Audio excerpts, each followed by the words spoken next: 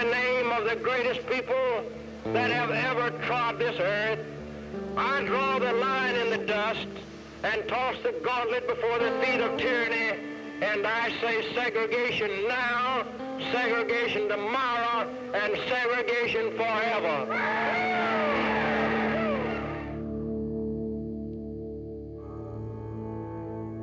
Everybody seems to be here. Everybody white. The city auditorium is packed with sweating, jostling bodies. Two little blonde-haired boys try hard not to get stepped on as their mama, holding tight to their hands, steers them through the cheering crowd. A band is playing Dixie as the people clap their hands in time. And someone is waving a Confederate battle flag back and forth, back and forth. Sam and I stand together, understanding only a little of what is being said. The governor talks about a lot of things, but mostly he seems to be telling us that we are better than the Negroes. We had not known that we were better than anybody.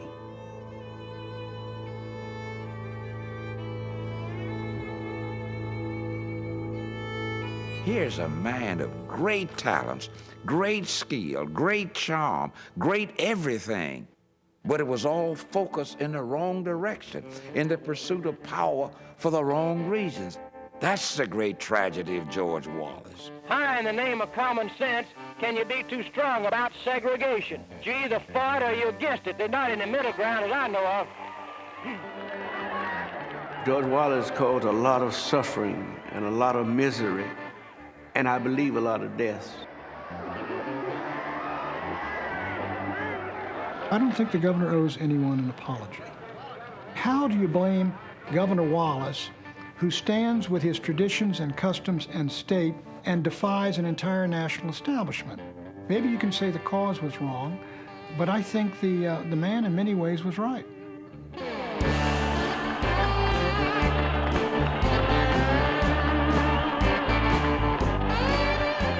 They've never paid any attention to anything that the people of your state and my state did or said in the past. They've called us rednecks. There sure are a lot of rednecks in this country. To many, he was the embodiment of an American evil, segregation.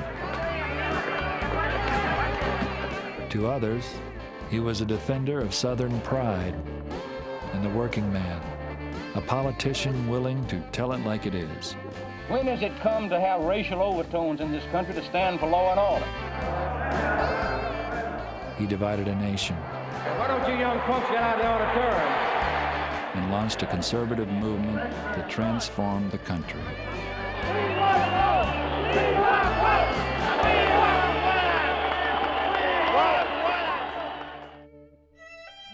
But his story is more than that.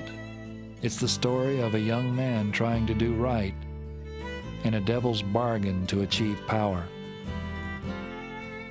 It's the story of a loving wife and a turbulent marriage that ends in tragedy. It's the story of an old man seeking forgiveness and redemption from the very people he had scorned. And it's the story of 5 bullets and what they took. A saga of America in the 20th century and the private journey of a man's soul. The life of George Wallace.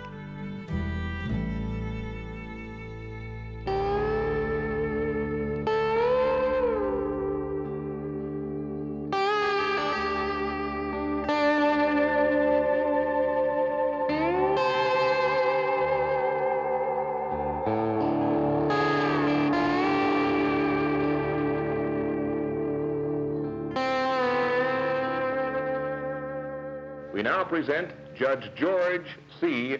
Wallace. During the next 4 years, many problems will arise in the matter of segregation and civil rights as a result of judicial decisions. Having served as judge of the 3rd Judicial Circuit of Alabama, I feel, my friends, that this judicial experience will be invaluable to me as your governor.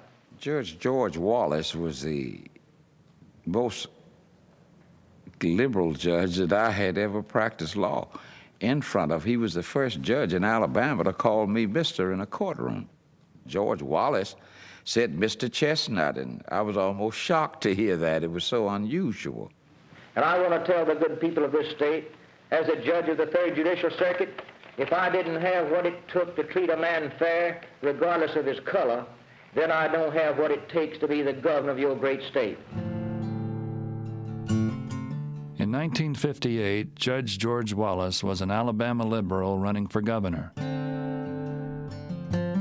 He tried to balance two ambitions, to help the poor and himself. George Wallace was a very unusual individual. I think he was real human. He wanted to do for the downtrodden, but it became politically unpopular to do for the downtrodden if he was black. George Corley Wallace understood poverty. He had seen it firsthand. He was born in 1919 in the small town of Clio in Barber County, Alabama. Though home to a privileged few, the county was overwhelmingly poor, its population almost evenly split between black and white. Wallace's parents were neither struggling sharecroppers nor of the plantation aristocracy. "We're not poor," his mother told him. "We have plenty to eat, and we have screen doors." Wallace comes from not a well-to-do, but a respectable middle-class family. His grandfather was a doctor, well-respected, ran a drugstore, small landowner. But by the time George Wallace is born, the family, like so many in the South, has fallen on hard times. And so while Wallace wasn't part of the desperate poor, he was poor. Accompanying his grandfather, the county doctor, on house calls, George got an intimate glimpse into the lives of his neighbors. Many of the children, black and white, down in Barber County were delivered by Dr. Wallace, and there are many Wallace children down there named after the grandfather. But it bothered George to see people being without food, people who had to pay with a potato or a chicken. They just didn't have money out in the country. The Depression years made an indelible mark on his life. It was a very desperate time.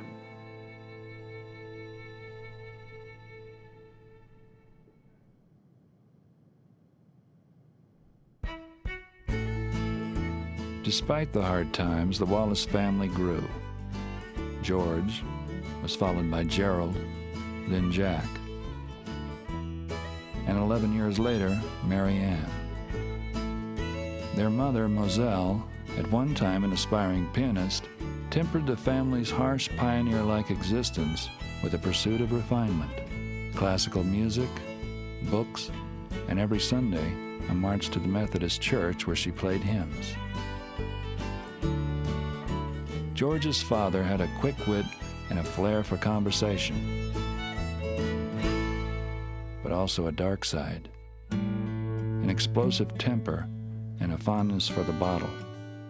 He was a bad one for getting into fights, an acquaintance recalled. He'd fight them all. His father was something of a ne'er-do-well who, despite his support from his father, simply wasn't able to make it. I think clearly Wallace he didn't want that to happen to him. He did not want to be perceived as a kind of failure.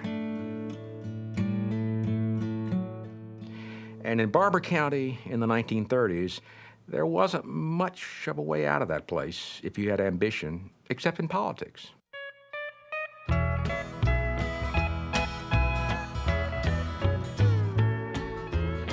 Wallace's tiny county had produced 5 Alabama governors. Politics were sport, entertainment, a way of life. My grandmother, his mother, would tell me stories about on Saturday, they would always find Daddy downtown at the center of the town where the courthouse was, or where people gathered and played checkers and that kind of thing, just shaking people's hands. When he was a very young boy in Clio, 5 and 6 years old, and he would see someone new in Clio he had not seen, he would walk up to them as a 5 or 6-year-old and shake their hand and say, "Welcome to Clio. If I can do anything for you, let me know." Just watching his father count votes in a local election was so exciting, Wallace later recalled. It was like watching someone water ski for the first time. Wallace, from the time he was 13 years old, was obsessed, is not too strong a word, with the political process. He lived politics, he ate politics, he absorbed it. He was exhilarated by it. And he said, in fact, from the time that he got to the state capitol when he was 14 years old, he stood on the spot where Jefferson Davis had taken the oath of office as the first president of the Confederacy. And as he said, swore to himself, "I'm going to be governor someday." Setting the woods on fire.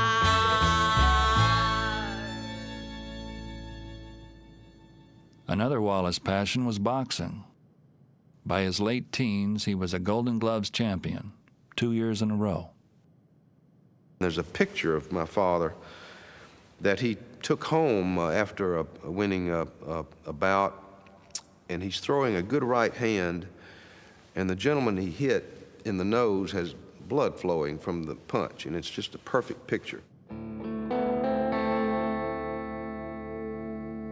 For many who knew Wallace, boxing would become a metaphor for his later combative political style. He always came out swinging.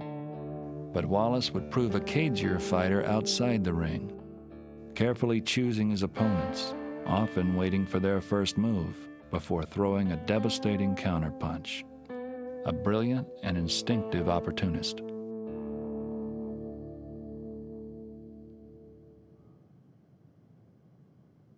Wallace graduated from the University of Alabama with a law degree in June 1942. A month later, with a friend, Glenn Curley, he met a clerk in a 5-and-dime store in Tuscaloosa. There she was, he said, olive-complexioned with auburn hair. He said, "Well, I'm going to get a date with her." I said, "George, you know there's a law against contributing to the delinquency of a minor." I said, "What's her name?" He said, "I haven't met her yet." I said, "How do you know you're going to get a date?" He said, "We just wait and see." So he came back in a few minutes and said, "I got a date with her tonight." I said, "What's her name?" He said, "Lerene Burns." Well, I met my wife right after she'd finished high school when she was only 16 years of age. Of course, I didn't realize how young she was. She was very pretty, and there was just some little twist or sparkle about her. George fell hard for the working-class girl, and she for him, but they shared few interests. Lerene was known by family friends as a tomboy who enjoyed the outdoors. Politics, she later said, was something Daddy discussed. Despite their differences, by George's account, they were desperately in love and soon married. By the end of 1944, they had their first child, Bobby Joe, and scraped by, living in a converted chicken coop near a military base in New Mexico. With World War II raging overseas, George had entered the Army Air Corps, but turned down officer candidate school.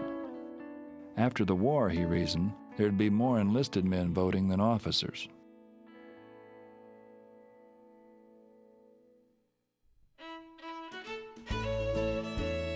In 1946, 27-year-old George Wallace won his first election as state representative for Barber County.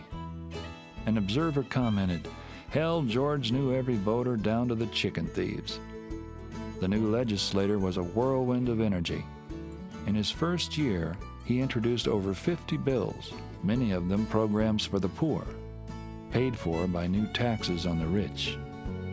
He had a reputation as something of a, quote, socialist. He sponsored all of this legislation that would bring industry to the state and that sort of thing.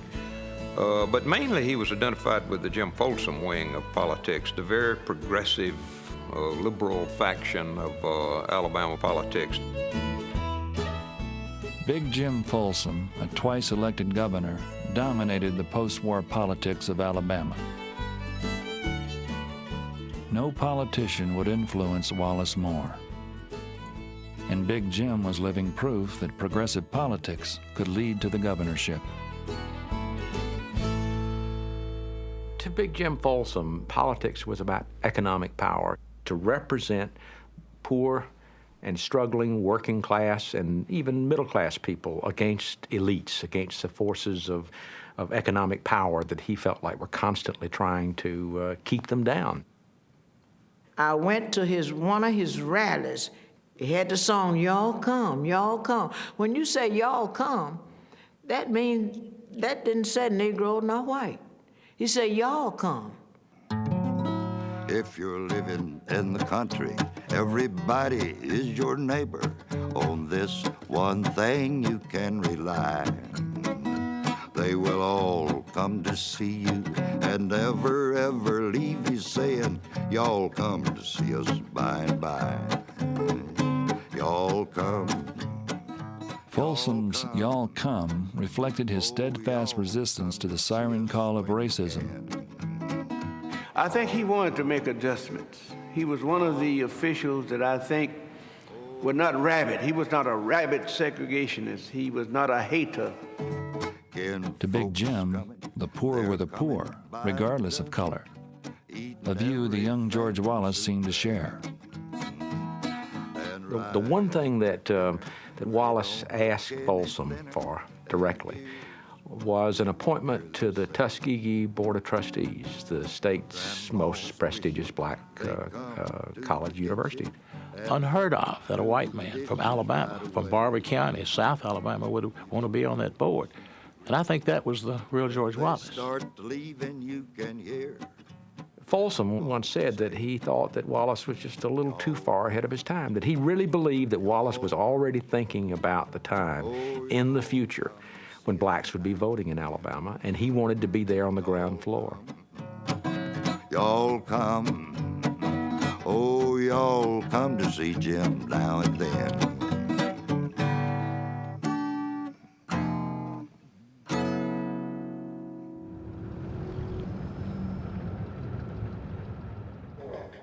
In 1952, Wallace won election as an Alabama circuit judge. The populism he practiced from the bench impressed even those who would one day become his fiercest opponents. Wallace was for the underdog. I was representing some poor black farmers. They had been stripped of their cotton by a major cotton oil processor in Birmingham. And they sent down these high-priced lawyers and all that, and Wallace was sitting there looking at them, and I was sitting over at another table with my little clients in overalls and all of that. And these people looked down on us, these lawyers did. They would even refer to us as plaintiffs. They just said those people with a good deal of scorn. And you could see Wallace getting tense over that and giving them the eye. And finally he said to them, when you address Mr. Chestnut from now on, you will address him as Mr. Chestnut. You will refer to his clients as the plaintiffs. Do you understand? And they understood, and Wallace ruled against them and ruled for me in every case. If I was asking for $100, I got $150. He was sitting without a jury. So Wallace was quite different from the rest of the judges in Alabama. At age 14, George Wallace had vowed to someday become governor. In 1958, at age 39, he made his move. But he now faced a new political force, one that would pit his compassion for the poor against his hunger for power. The arrest 3 years earlier of Rosa Parks in Montgomery, Alabama, for refusing to give up her bus seat to a white man had grown into a Negro boycott of the city's segregated buses and had given rise to a mass movement for civil rights led by a young minister named Martin Luther King, Jr. The protests left white Alabamians feeling under siege. In his campaign, Wallace tried to find some middle ground. Though he supported segregation, his moderate positions gained the endorsement of the civil rights organization, the NAACP. Even when Wallace adopts a segregationist position, as he does very strongly in the mid-1950s, he still somehow feels that he can be a moderate segregationist. He tries to run as a responsible segregationist. He speaks against the Klan, for example. And he tries to continue the same themes that have carried Folsom to victory. Wallace's opponent had other ideas. John Patterson, the state's Attorney General, had used the courts to drive civil rights activists out of Alabama. He approved of the death sentence for a black man convicted of stealing $1.95 from a white woman. And Patterson left no doubt where he stood on integration. Once you let the bar down, it's all over. And I'm not for token integration or any kind of integration. And I think that some of the people in the state who have been advocating token integration have already sold us out before the fight even starts. John Patterson was my cousin. My mother was a Patterson. And John Patterson's father was a very fine man. And John Patterson, I think, a perfectly intelligent person. But he ran for governor on the worst racist platform you have ever seen in your life. It's just as racist as you could possibly be.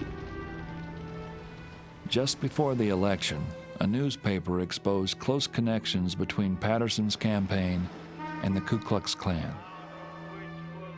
In the past, that alliance would have cost a candidate the votes of moderates.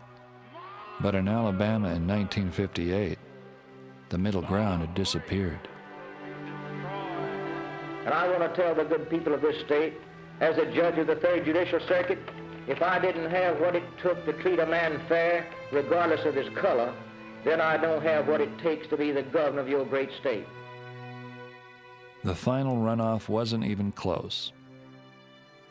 Patterson was swept to victory. Wallace was devastated, his lifelong dreams shattered. It's one of the few times in Wallace's career that he didn't really understand what the people were thinking. He knew segregation was an issue, but he did not realize that it was the tough, mean issue that it was in 1958. 1958 was a turning point for George Wallace. The defeat would change him, the future of Alabama, and the political landscape of the entire country. George Wallace, with his keen political antenna, understood immediately why he had lost. And I think he decided at that point that he would exploit race to the extent it took necessary, that he considered it necessary to win. And in doing that, he made a Faustian bargain. The one-time progressive decided to sell his soul for the governorship. And he could never turn back on that fully.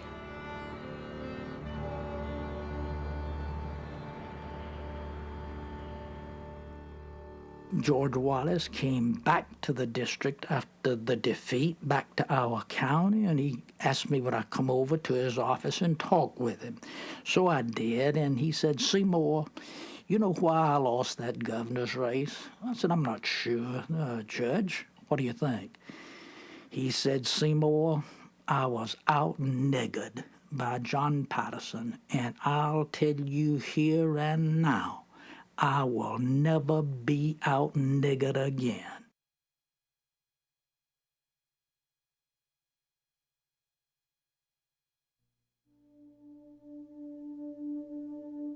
After George Wallace lost in 1958, it was the first defeat he had ever suffered, anything he'd ever run for. And those around him, newspaper people who covered him, his friends, noticed a real change in his personality. He drank for the first time. He was never a serious drinker, but didn't take but a couple of drinks to throw him off balance. He began having sexual liaisons in a pretty indiscriminate and careless kind of way during that period. He moved his family to Montgomery, sort of dropped him off in an apartment there, and hit the road planning for the next election. Well, he was gone a lot, but you see, he was always gone, so it wasn't new to us children. I think that for Mother it was different. I think it was just real different for her. For Lerene, this was a trying time. She had 2 more children to raise, Peggy and George Jr., little money, and an absent husband. She filed for divorce, only to be talked out of it. I don't think there's any secret that some of his absenteeism from the home life bothered her. And I asked her point blank one time, I said, "Were you really thinking about divorcing George?" And she sidestepped it.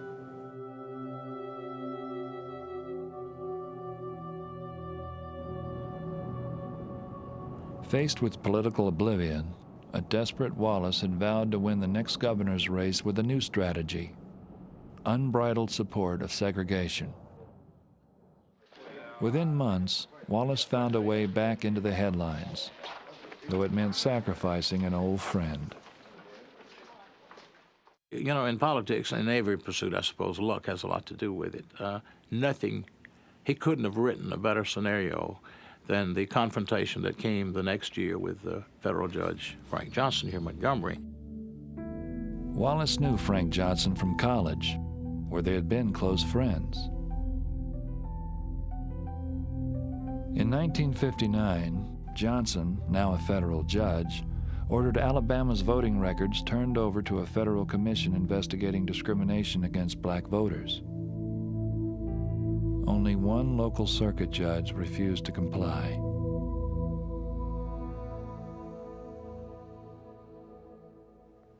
For the new hardline segregationist, it was showtime.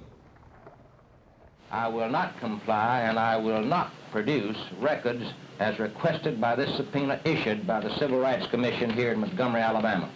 This Civil Rights Commission, in my opinion, is a commission formed by the influence of carpetbaggers, and it's going to wind up acting as a kangaroo and a mock court.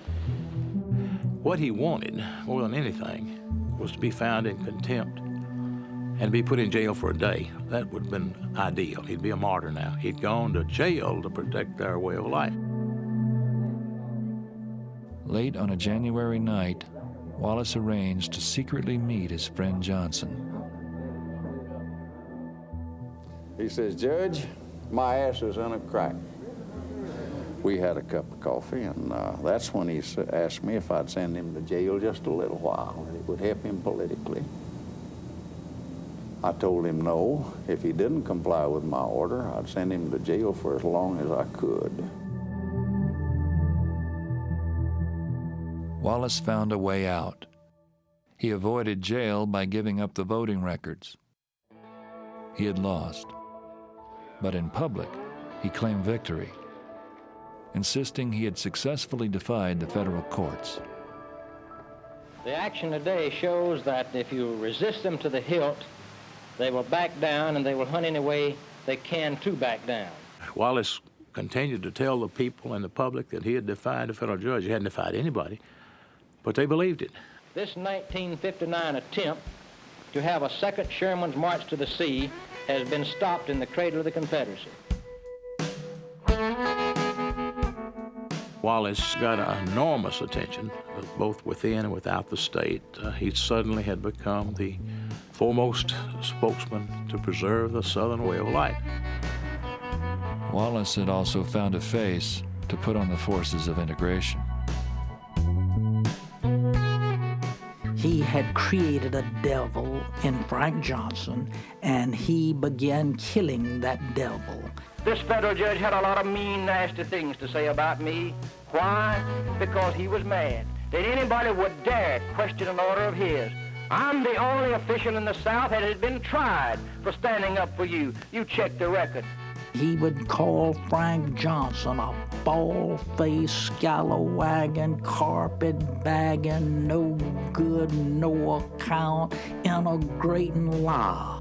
this Washington crowd, and the federal judge backed down, and when and if they say they didn't back down, they are integrating, scalawagging, carpetbagging liars.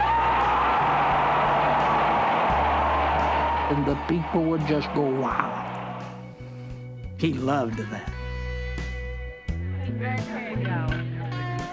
For the next 3 years, Wallace crisscrossed Alabama in pursuit of the governorship. With few black Alabamians allowed to vote, the fighting little judge had just one message. There are some people who've gone over the state and said, well, George Wallace has talked too strong about segregation. Now let me ask you this. How in the name of common sense can you be too strong about it? You're either for it or you're against it. They're not in the middle ground as I know of.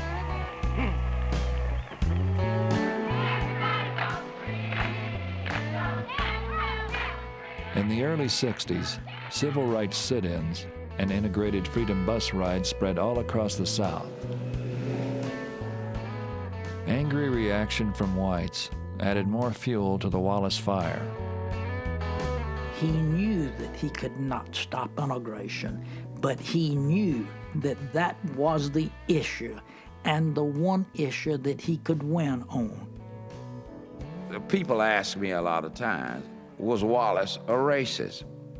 Now, was he a Ku Kluxer? No. Did he get up every morning and say, let me go find some black folks so I can lynch them? No, he wasn't that. And he would not have favored those who felt, and there were those who felt that way.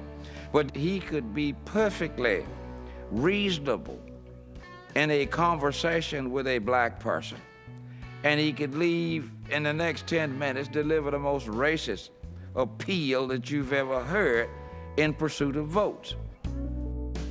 In that time, those days, people didn't want Negroes to be upgraded.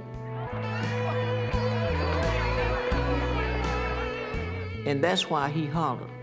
That's why he said, nigger, nigger, nigger, because he knew, you know, the white people was against Negroes, and he wanted to be against Negroes so he could be elected. Say, who are you going to vote for governor? George Wallace, of course. Isn't everybody? The majority of the people in the state of Alabama like what he was saying. And that's the white people. Who are you voting for governor? George Wallace, isn't everybody? It won him the race. When Election Day in 1962 arrived, Wallace won in a record landslide. The part of the world where I grew up, they'd been waiting for a champion for a long time. And Wallace hit them just as they were at their most angry. He hit them at a time when they were looking for somebody to lead them. Where he took them, a lot of them are ashamed of where they went, but he took them.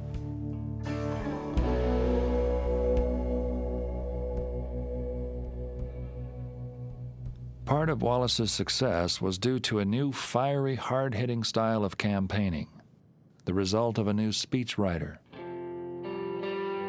In later years, he'd be known as far as Carter, a writer claiming Native American descent, author of novels about the outlaw Josie Wales and the education of Little Tree. But in the 50s and 60s, he went by the name Asa Carter and was the founder of his own Ku Klux Klan organization. Ace Carter was a most integral part of the George Wallace organization. He was a man that had connections, good connections with the underworld, you might say. He was our go-between between the governor and with the Ku Klux Klan. He could keep those people quiet, or he could get them to be very disturbed. A group of his followers had gone out and randomly castrated the black man. He had a long history of violence.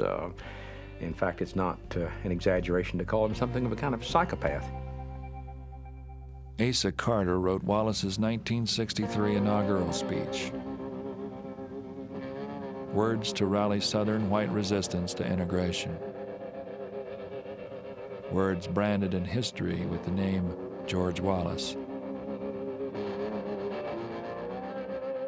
In greatest people that have ever trod this earth.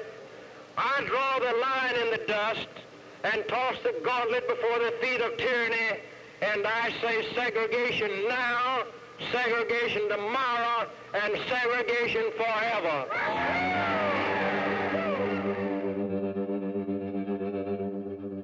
What he was talking about was locking into place forever, a system in which, in my own county, only 150 black folk out of 15,000 were registered to vote, and each one of these had to be vouched for by a white person. If some white person didn't say old Ned was all right, old Ned didn't get registered. And here was Wallace on the television saying he's going to lock that in place forever. When Wallace turned to the politics of race, one of his supporters, who was horrified, said, "George, why are you doing this? Why are you doing this?" And Wallace, sadly, he thought, said, "You know, I tried to talk about good roads and good schools and all these things that have been part of my career, and nobody listened. And then I began talking about niggers, and they stomped the floor."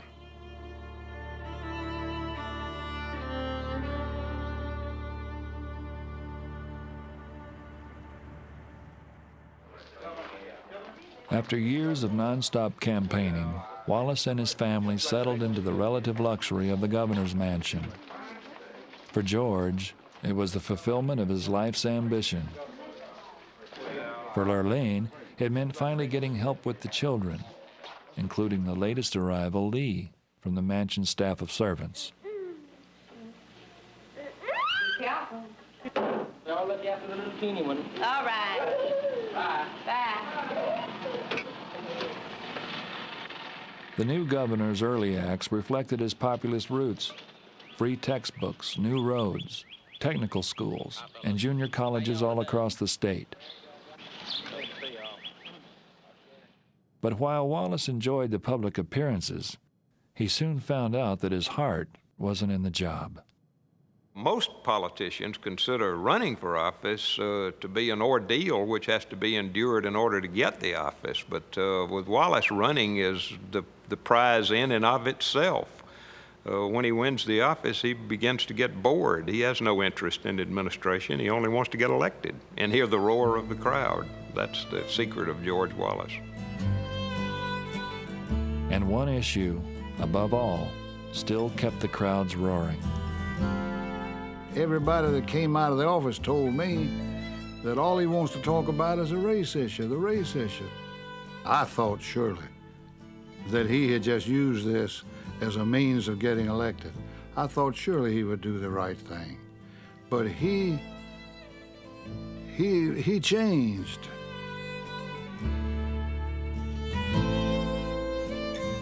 Only 3 months into his term, Wallace faced massive civil rights demonstrations in Birmingham, a city known for its brutal enforcement of segregation.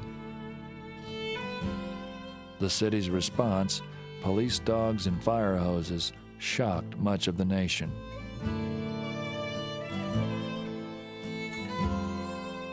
But it wasn't this battle that brought Wallace fully into the national spotlight. The cagey boxer chose a different arena and a different opponent. Not civil rights marchers, but the federal government. He then landed a punch that put him on the front pages all across the country. In the spring of 1963, a federal court ordered the admission of black students Vivian Malone and James Hood to integrate the University of Alabama.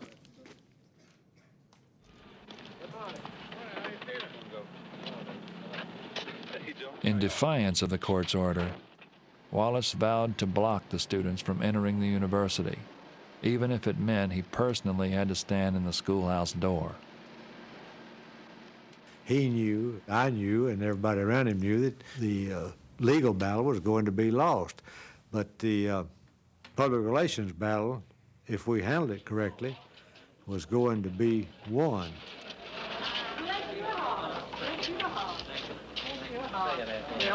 Thank you very much. Yes, sir. This would now project him onto the national scene as a political figure, someone to actually be dealt with and not ignored in the future. He knew that better than anyone else, and he played the part perfectly. This is Ned Brooks inviting you to meet the press. He was invited to make his first national television appearance. Larry Spivak, Meet the Press. Oh, he was excited. I mean, boy, this was big stuff. And it was hostile like I have never seen. What is your real purpose in what you're doing? Are you there as a political gesture to try to arouse violence, or what is your purpose? I would say that the national press probably underestimated Wallace. In the beginning, they considered him almost a buffoon. Governor, the question I asked, however, was, can these students be enrolled at the University of Alabama without the use of troops? Well, that remains to be seen. We do not want troops at the University of Alabama nor in the state, because domestic tranquility will prevail and there will be no need for troops. He was capable of jousting and debating the press in a way that few other Southern governors had done before. We don't have any utopia in Alabama, neither do you have it here in New York City, where you can't even walk in Central Park here at night without fear of being raped or mugged or shot. You could almost hear the whole state of Alabama cheering.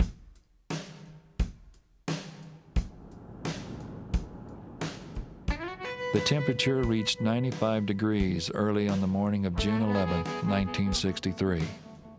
The University of Alabama at Tuscaloosa was virtually closed, patrolled by state police and units of the Alabama National Guard.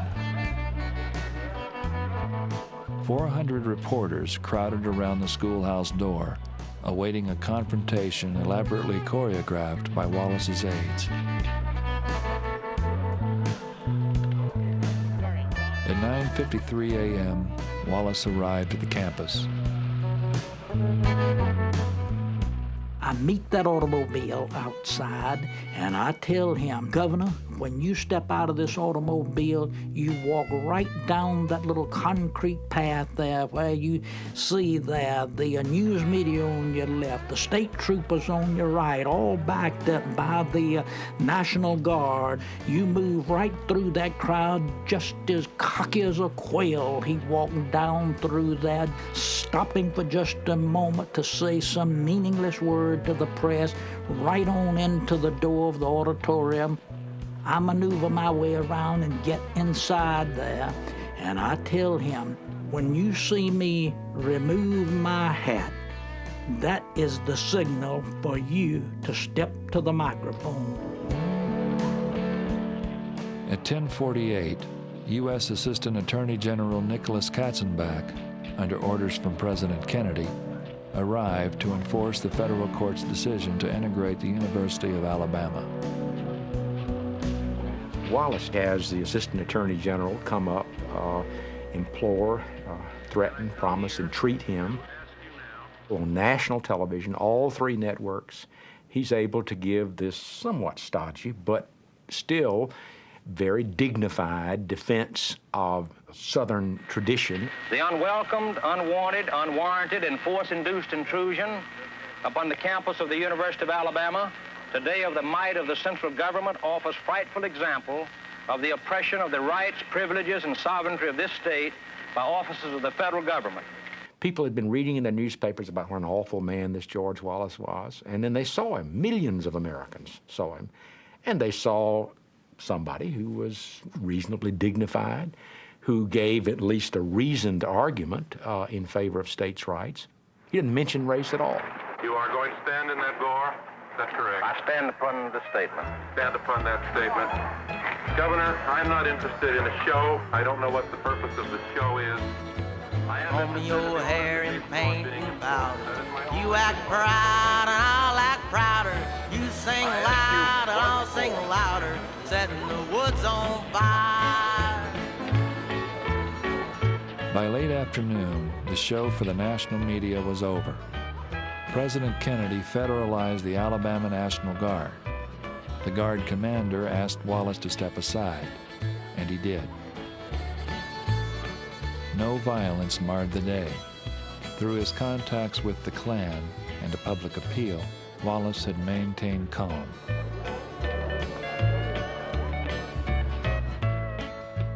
the governor had kept his promise and made his stand in the schoolhouse door. Now the nation was talking about George Wallace. That pugnacious, glaring expression, the chin thrust out. I mean, he personified Southern resistance to racial integration. He became a national, even an international figure that day. Money started pouring in, just support letters. By and large, the letters were extremely favorable.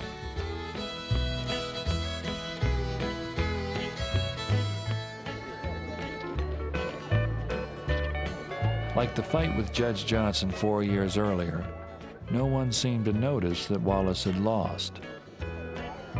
Vivian Malone and James Hood were now attending the University of Alabama.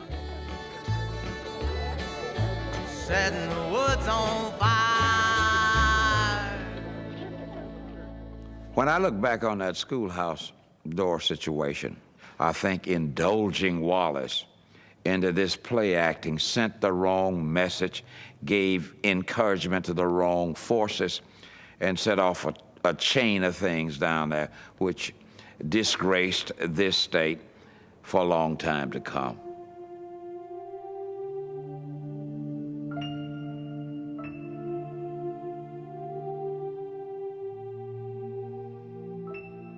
Three months later, on the morning of September 15th, a bomb planted by Klansmen at Birmingham's 16th Street Baptist Church exploded, injuring 20 people and killing 4 little girls.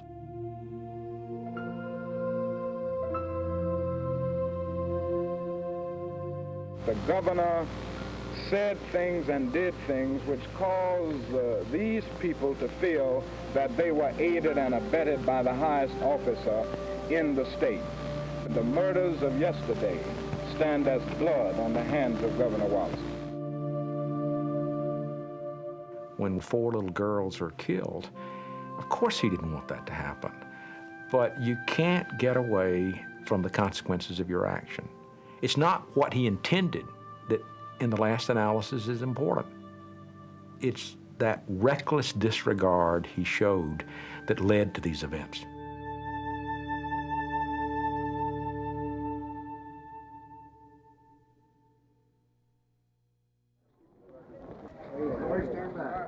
The Birmingham bombing didn't slow the nation's most renowned opponent of civil rights. What are your plans now? When will you return? Wallace, the newsmaker, now traveled the country, speaking to both hostile and friendly audiences, every appearance boosting his stature back home in Alabama. I spoke to high white law colleges at Harvard and at Dartmouth and at Bryant. I remember speaking at Harvard. I made them the best speech they ever heard. There are millions like you and I throughout this country. There are more today of us than there are of them. The others are more vociferous, and they're loud, and they make more noise. But there are more good people than there are these little pinkos that run around that don't do a thing in the world but talk about human liberty. But you ladies and gentlemen take heart. Gentlemen, I reckon there's some ladies here. I see by the paper that not many ladies are here. You're having the same fight we have it in some quarters.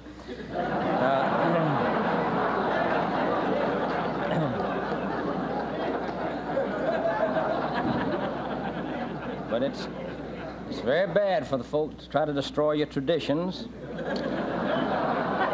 and your customs, but you got to get in the mainstream.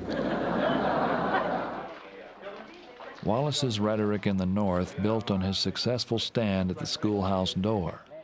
He soft-pedaled segregation and instead attacked new federal civil rights bills designed to end it. Segregation forever became states' rights. Defending racial separation became defending Americans against big government. This civil rights bill will wind up putting a homeowner in jail because he doesn't sell his home to someone that some bureaucrat thinks he ought to sell it to. My friends, a man's home is his castle, and he ought to be able...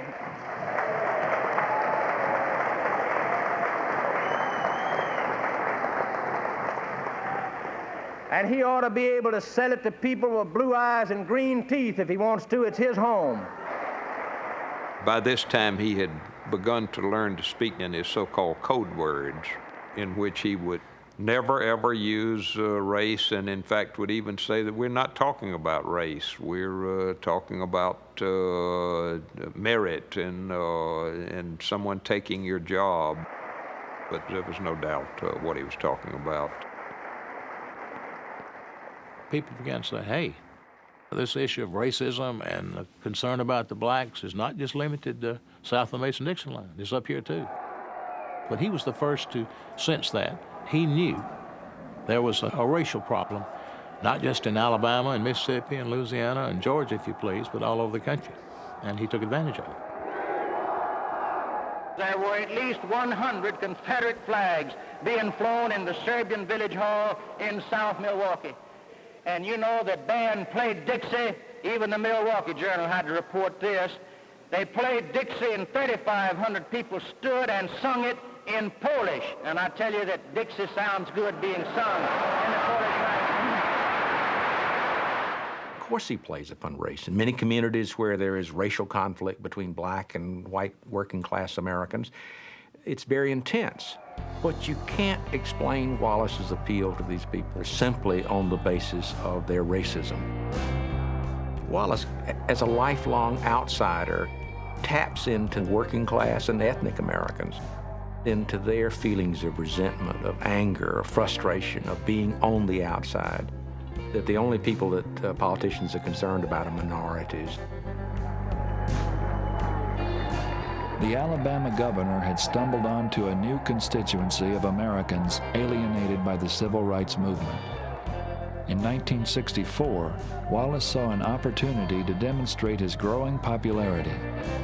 He entered the Democratic presidential primaries in Wisconsin, Indiana, and Maryland. With little campaigning, he took over a third of the vote. If I've ever run out of Alabama, I know another state I can come to. Well, I think you could say in 1964, Wallace invented what came to be called backlash politics. And he appealed to this vote in a very sophisticated and adroit way. By the end of 1964, George Wallace had achieved a national following. Now more than ever, every win, every loss in the battle over civil rights in Alabama would echo across the entire country. It was important to have a symbol, to have someone who personified the opposition, and Governor Wallace emerged as a great symbol. In early 1965, Selma, Alabama became the site of a civil rights campaign to enable black voters to register. On Sunday, March 7th, 600 people set out for the state capitol in Montgomery, 50 miles away, hoping to gain national attention. Wallace had issued an order to prevent the march. His state troopers were waiting at the Edmund Pettus Bridge at the edge of town. It'll be detrimental to your safety to continue this march, and I'm saying that this is an unlawful assembly. You have to disperse. You are ordered to disperse, go home, or go to your church. This march will not continue. In the beginning, I thought we would be arrested and just taken to jail. But when I saw the troopers putting on their gas masks and raising their sticks and the bullwhips, those moments when the troopers came toward us, I knew then we would be beaten.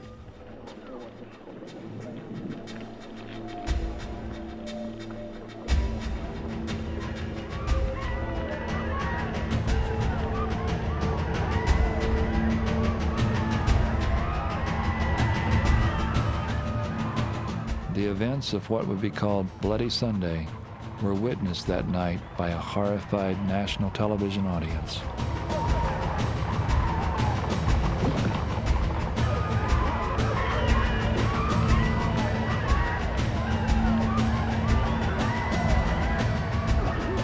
Wallace never intended for that violence to take place on that Sunday in Selma. His police chief lost control of himself, and what you had was a police riot. Wallace was smart enough to know, I mean, he was the one who invented backlash politics, and he didn't want to create his own backlash against his politics by having this type of thing shown on the news nationwide.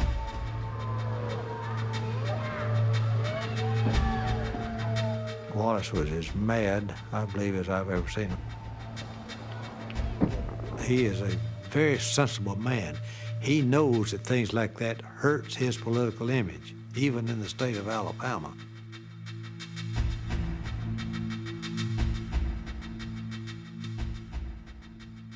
The violence in Selma had immediate impact. Days later, President Lyndon Johnson asked Congress to pass the most comprehensive voting rights bill in the nation's history. Then, a federal court in Alabama ruled in favor of the protesters. Judge Johnson has just ruled that we have a legal and constitutional right to march from Selma to Montgomery.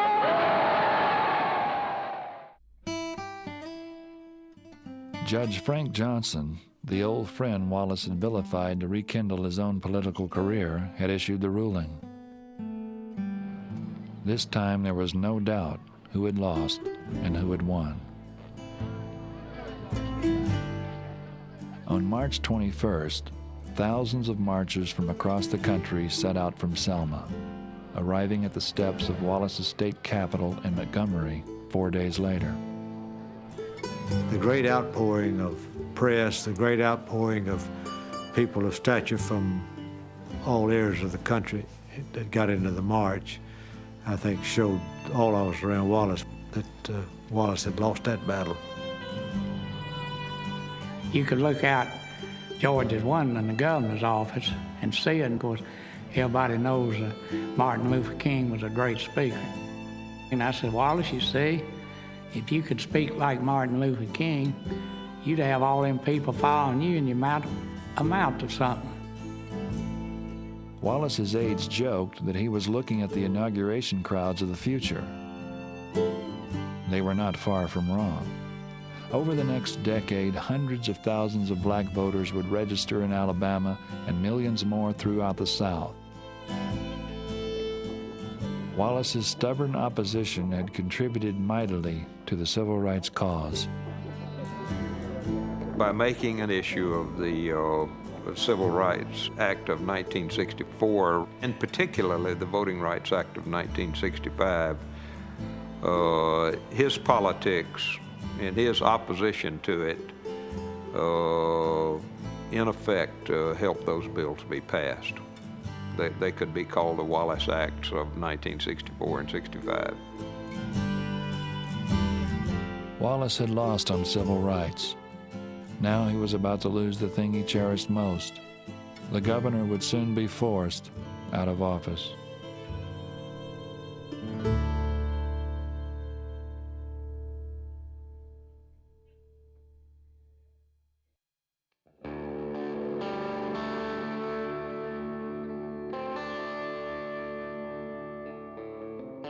We were at dinner one night, and we were just talking about politics and things that were important in life. And he said there are two things that are most important in life, and he said that's money and power.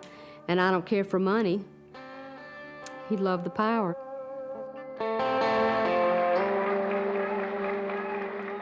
In 1966, Wallace faced a direct threat to his hold on power. The state constitution prohibited a governor from serving 2 consecutive terms. He would have to leave office. But a solution was right by his side.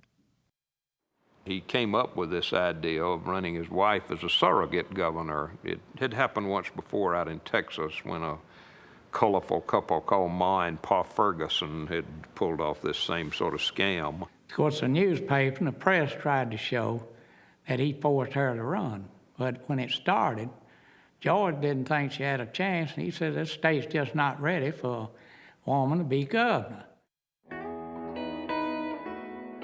George and Lerene Wallace did not start out as a political team. Lerene was basically a private person, happiest when out of the limelight. Painfully shy in public, her job, she said, was to stay home and raise the kids and look after the house. Never had any interest in politics, and in fact, it was well known that that she even resented the fact that politics was George Wallace's mistress, so to speak, and that he much preferred politics to his family. Lerene Wallace was quiet, sweet, nice, and then all of a sudden you find she was a tough lady too. She loved to fish. She'd go wild turkey hunting down in Lowndes County with the good old boys. She was not just the quiet little mother, not just a quiet little housewife.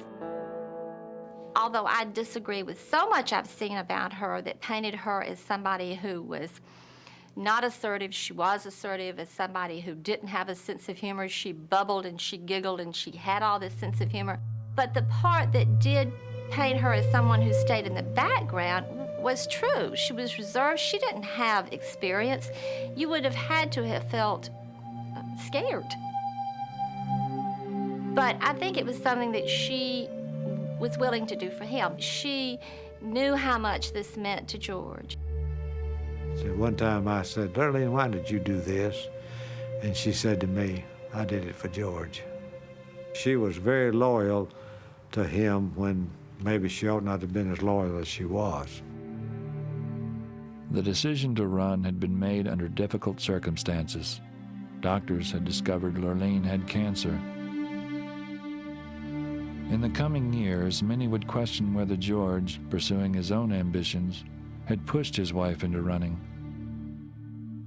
A lot of people think she was made to do it, but you didn't make her do anything. She did what she wanted to do.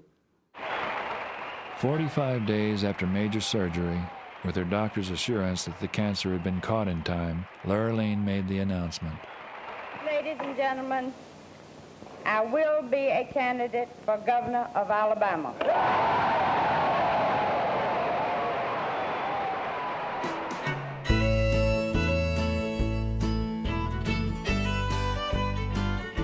My mother was not a natural politician. She didn't have a lot of self-confidence. I remember practicing speeches in '66. She would call me in and she would turn her chair away from me and practice to see if I heard every word pronounced correctly and that she was loud enough. I ask you to cast your vote for me on May 3rd, and my pledge to you is that I will continue, with my husband's help, the same type of government you have experienced in the last 3 years, and we will continue to stand up for Alabama.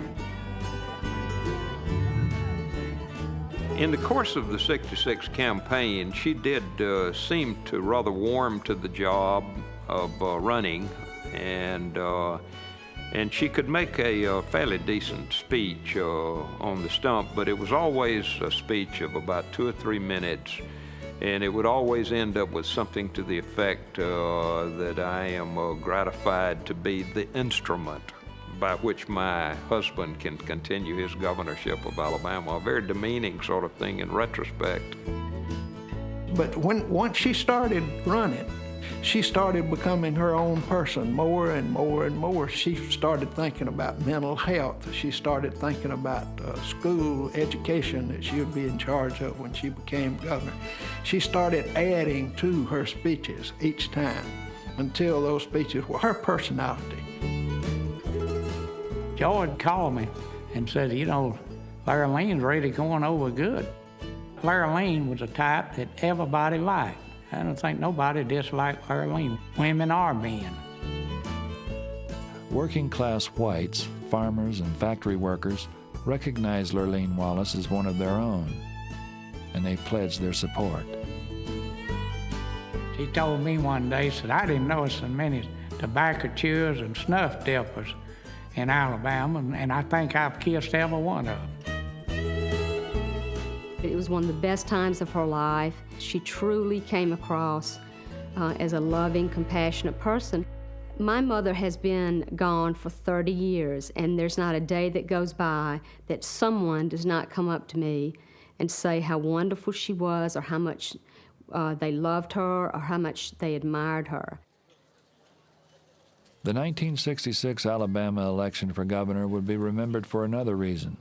It was the first year black voters were registered in large numbers. Candidates like Richmond Flowers openly courted their votes. I'm going to invite every citizen of Alabama, with or without their robes and hoods, to come by and watch those 50 stars as they spread out and say, which one, my friend, is Alabama? They're all alike. There's no difference. Now may I present the man who will be my #1 assistant, my husband, your governor, George C. Wallace.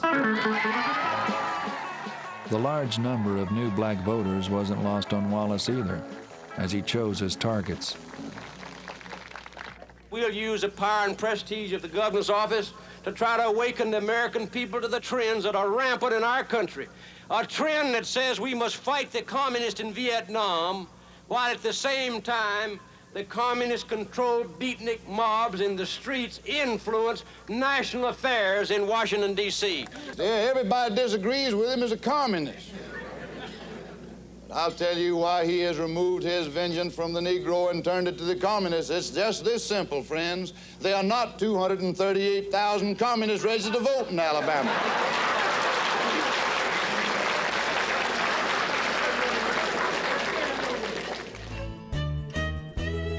Opposing the Wallaces proved futile. With a total of 10 candidates in the Democratic primary, Lerene Wallace won in a landslide. It was just no contest because they loved her, but more than that, they wanted George Wallace to remain in power. In the general election that fall, Alabamians, black and white, flocked to the polls. The choice was between Lerene Wallace and a far more conservative Republican. My dear mother taught school in Selma, Alabama for 40 years.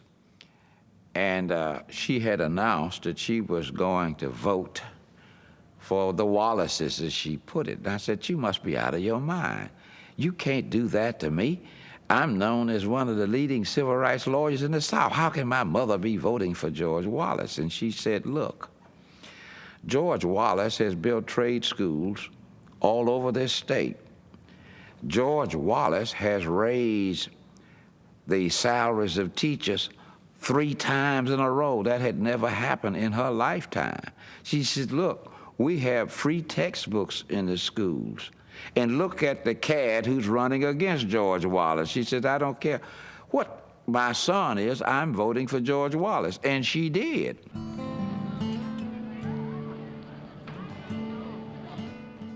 Just a year and a half after the violence at the Edmund Pettus Bridge, and 4 years after George Wallace vowed segregation forever, Lerene Wallace won the governorship with 63% of the vote, including a majority of Alabama's black voters.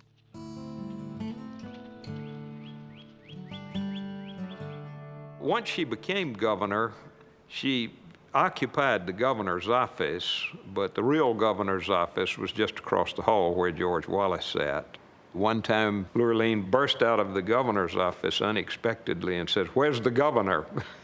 and the aide seemed to be a little embarrassed by this. He smiled and he says, you are the governor. And she said, you know what I mean, and closed the door and went back in.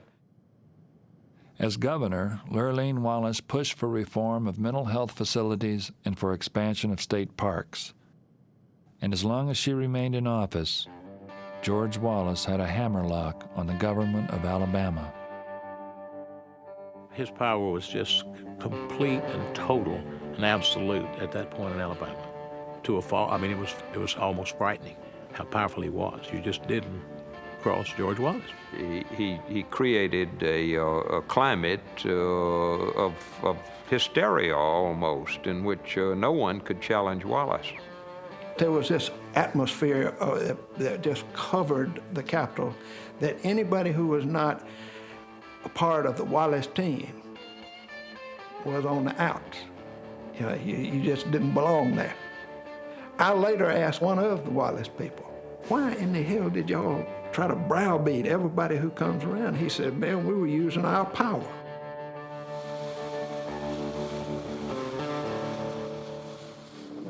With the state government in his pocket, Wallace could afford to think big. He planned to run for president in 1968.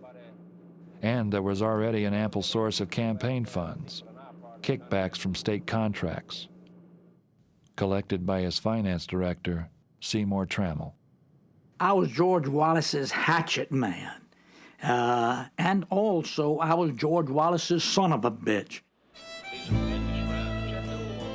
If money had to be gotten from somebody, a type of graft or kickback, I was the man that had to do that. And primarily the use of the governor's office was for the purpose of graft, so that we could have all of the people who did business with the state, anybody, contractors, engineers, they would have to contribute 10% of that contract into the campaign fund, and that would generate hundreds and hundreds of thousands of dollars. Wallace was going to need every dollar. He planned to run against the Republicans and the Democrats as the candidate of a new third party. And of course, the threat to the opponents is that he will capture enough electoral votes, mainly in the South, that he'll capture enough electoral votes that neither of his Democratic or Republican opponents will be able to capture a majority of the Electoral College. And then he'll be in the catbird seat.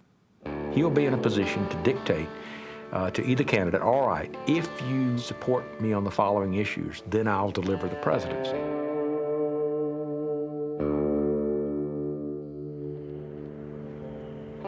The Wallace third-party campaign began with a drive to get on the ballot in California. Come on, folks. Come on over and say hello to Governor George C. Wallace. If you'd like to shake hands and chat with him, you can do so. It'll only take a minute to register you if you'd like to register for Governor George C. Wallace. We have registrars that will register you in 1 minute. So put them on a ballot here in California. When the campaign kicked off, many political experts said Wallace didn't have the appeal. But if he is underestimated by some, it's not because he sidesteps any issues. He gets right down to cases. The Supreme Court of our country has handcuffed the police. They have rendered decisions today that are absolutely ludicrous and asinine. Turn people loose every day who are self-proven and confessed murderers of 5 or more people. You read about it, you've seen it. And when they turn somebody loose who's a self-proven murderer of 5 or more people, some pseudo-intellectual tells us that really he's not to blame. Society's to blame because his papa didn't care him to see the Los Angeles Rams play when he was a little boy. And he's mad with folks. California always has had a great deal of extremists, in politics one way or another, It's Governor Wallace used to say there's a lot of nuts and kooks out there, In fact, we were talking about what to name the party, and he said, we probably ought to call it the Squirrel Party, I never will forget a fellow that was one of my top people in Los Angeles, and he took me down to the parking lot, and I think it's an old pickup, rolled the tarp back, and he had in there all kinds of military weapons. He had bazookas, machine guns, and I said, what's going on? And he says, oh, we've got maneuvers up in the desert, And I says, for what? And he says, well, it's our group. I said, was it the National Guard? No, it's a private group. And I said, what do you call it? He said, well, it's our militia. And I said, well, who you armed against? Who you after? Is it the communists gonna get you? And he said, no, we're more concerned about the Rockefeller interest in the Trilateral Commission. And I just looked at the guy, what can I say? Setting the woods on fire.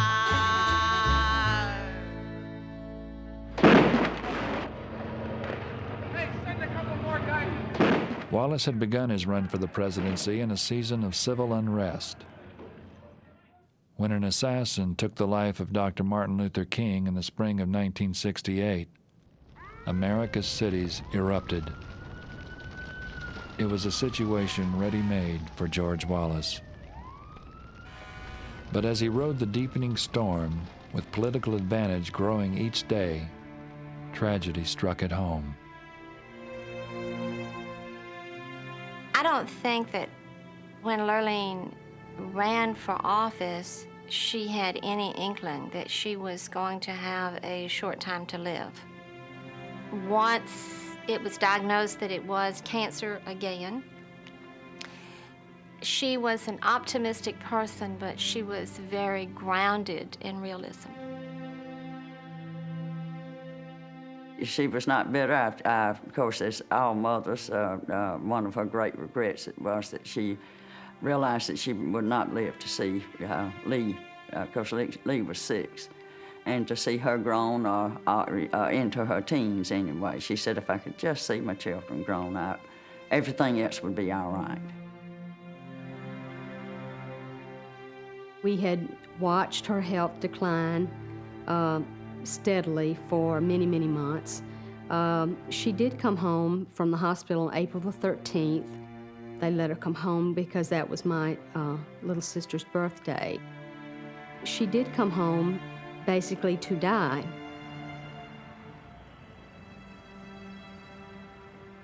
The night before she died, he came in my room and told me that Mother would not live, would not make it. I became very upset, as he did, and then we had dinner that night with the doctors in the mansion, and it was a matter of time.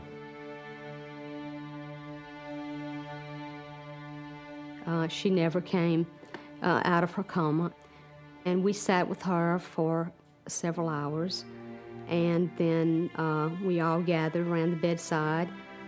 My father was holding her hand during the last few minutes of her life, and he told her, Lerene, we're here, and he named the children and that we were all with her. If you understand, but you squeeze my hand, at which time she squeezed his hand, and Dad asked the doctors that reflex or voluntary, and Dr. Hutchinson indicated that she hears you and she's responding to you. So that last embrace with hands was her telling us of her love for us. Goodbye, sweetheart, were George Wallace's last words to Lerene.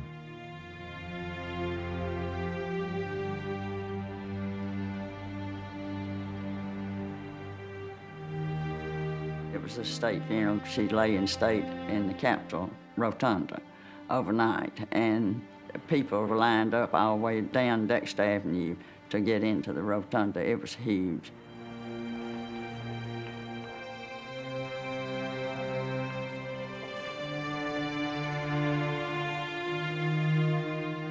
It was very, very hard to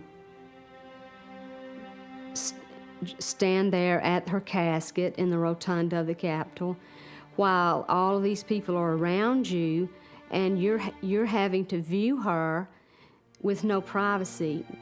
It's almost like we didn't have our time together because everything was watched.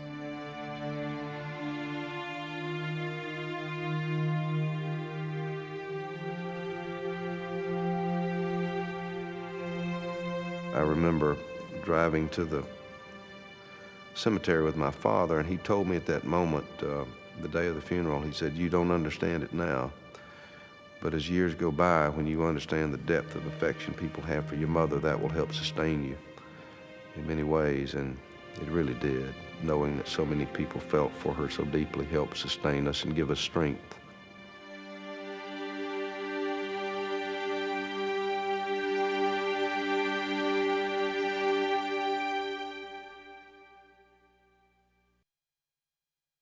"5 weeks after the death of his wife Lerene, George Wallace resumed his campaign for president. He wished that he could have waited a little longer, he said, but Wallace was being overtaken by the rush of events. Robert Kennedy had been assassinated just a week before. Cities in flames, campus protest, the war in Vietnam. From out of the chaos, the nation would emerge fundamentally changed.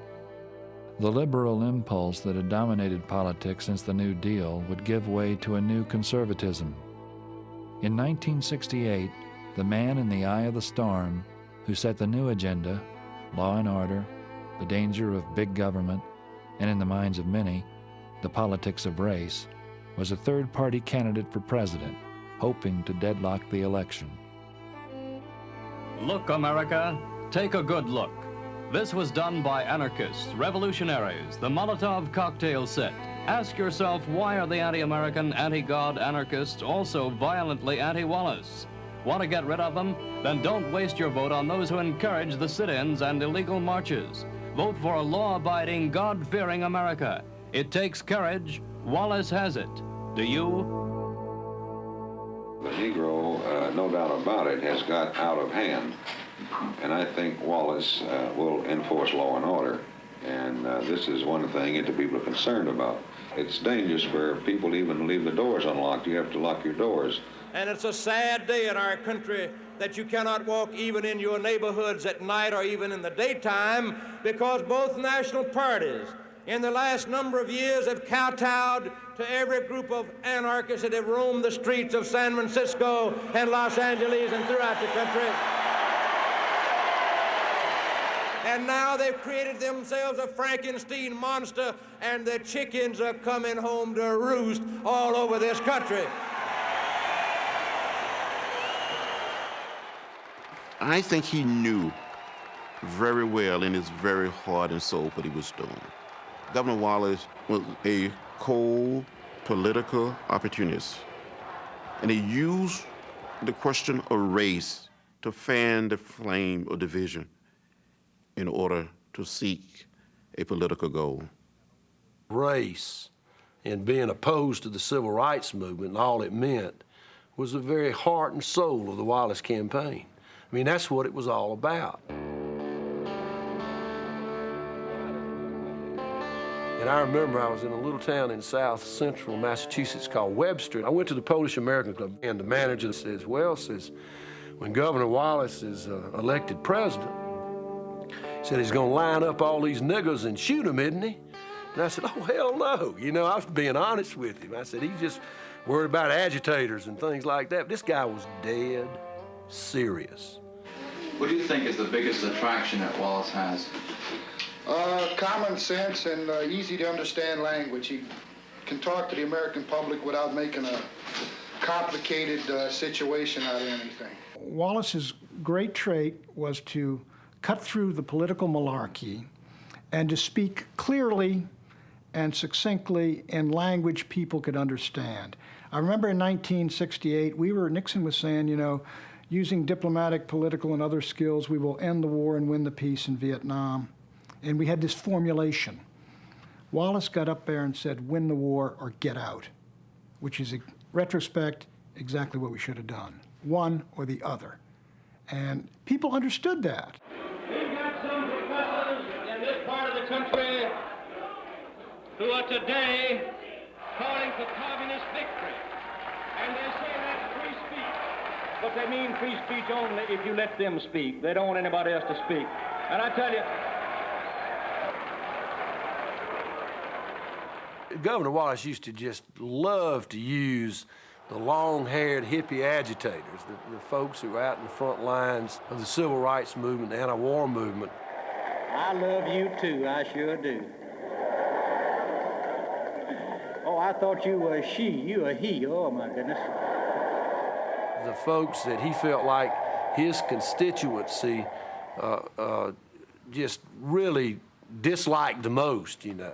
and when he was in California, a group of anarchists lay down in front of his automobile and threatened his personal safety, the President of the United States. Well, I want to tell you, if you'll elect me the President and I go to California, or I come to Arkansas and some of them lie down in front of my automobile, it'll be the last one they'll ever want to lie down in front of.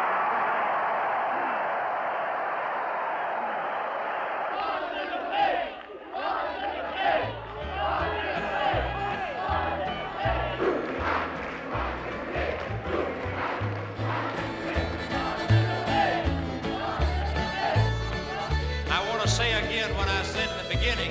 You fellas better have your day now, because you're through later on. I tell you that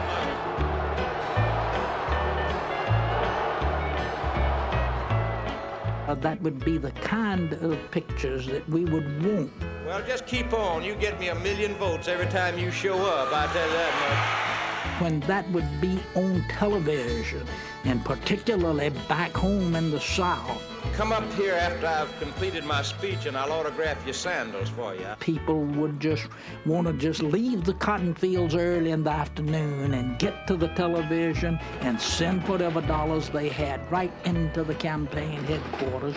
And by doing that, we were able to finance the campaign.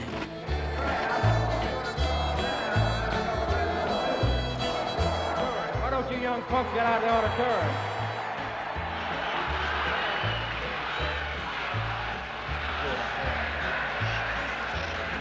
And I tell you what, I may not teach you any politics if you'll listen, but I'll teach you some good manners. I'll teach you some good manners, you know. I'll teach you some good manners. Setting the woods on fire.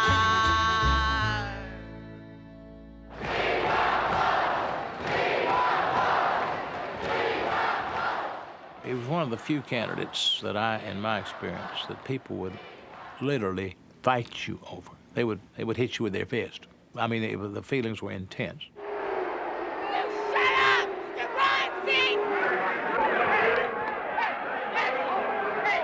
And I'll tell you, they ought to take them people over there and put them in a bunch of cages and ship them off in a ship and dump them.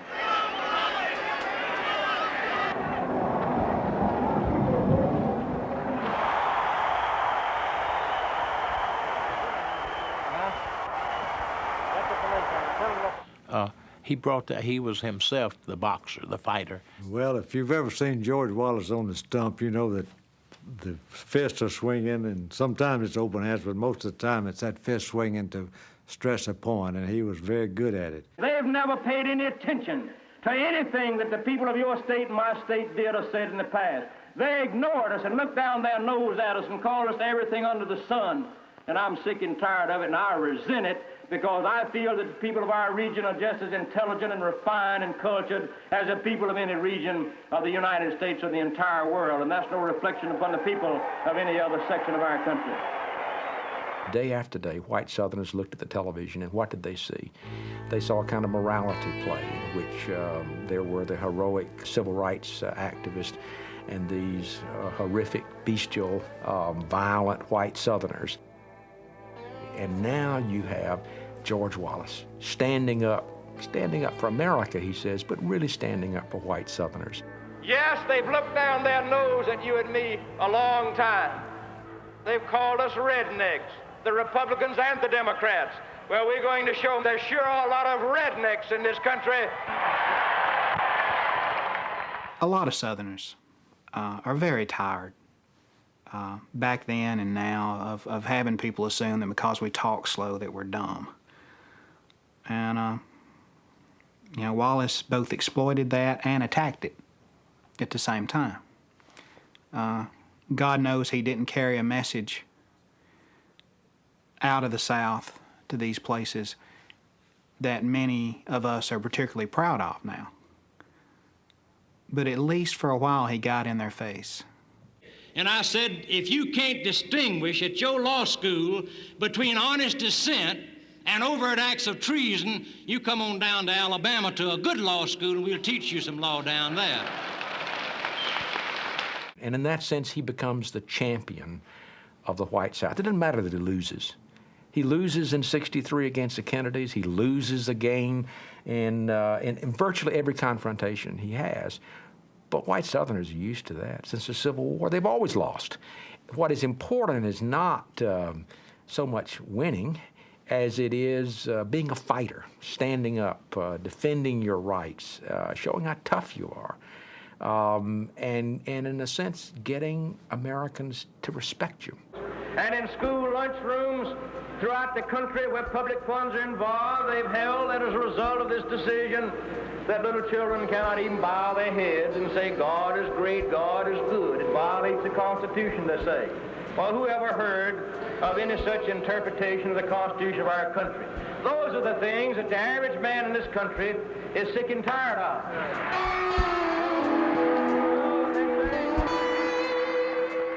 There was a tremendous counter-revolution to what the Supreme Court was doing in the 50s and early 60s with its decisions on school prayer and its decisions on integration and its decisions later on abortion and things like that. And what Governor Wallace did, Governor Wallace was the first to hit these directly head on, to pick up on these issues and address these concerns of Middle America. And he became really the tribune of Middle America, the tribune of the people. The people that really believed in Wallace were the people that he would term as the rednecks, the wool hats, the hayseed, the footlog walkers, the square dancers, the guitar pickers. They did believe that somewhere out of the ranks of the poor people that some person would ultimately rise and represent their thoughts, their ideas, and their wants and their wishes. And George Wallace was the man. I got one of your old songs. Thank you for working hard. He says, have you ever heard of Mountain Brook, Alabama? And they said, no, Governor, tell us about it. And he said, well, Mountain Brook is an all lily white town. It's over across the mountain from Birmingham. You know, Birmingham, as you know, has got all the steel mills and all. And you got the blue-collar working class people there. And of course, they faced with their schools, their kids being bused from here, there, to yonder, to Kingdom Come, to integrate the schools. And it says, but you take the fellows the executives of the mills, the big shots at the mills, they get in the air-conditioned Cadillacs and the chauffeurs drive them back on up to Mountain Brook. See, where the average home's worth about $300,000 a piece, and some of the homes have 15 bathrooms in them. It says, and they drive up there and they sit up there at the country club, at Mountain Brook Country Club, and they got these little martinis and they hold their little fingers up in there and they sip on the martinis. And you know what they say? Oh, we've got to be progressive. We've got to have some of this integration. It says it's good, you know, to bus your children from here to there to Kingdom Come and back again. And guess where their children go to school? To all-white private schools up at Mountain Brook.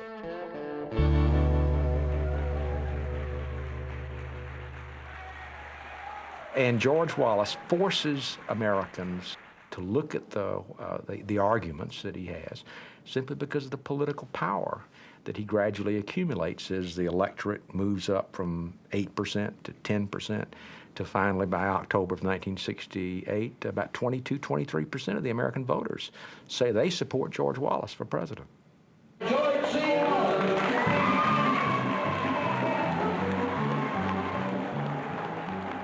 The election for president was only a month away, but George Wallace's popularity was about to be dealt a staggering blow. George Wallace said, Seymour, I'm going to tell you who we need as a vice presidential running mate. That is General Curtis LeMay.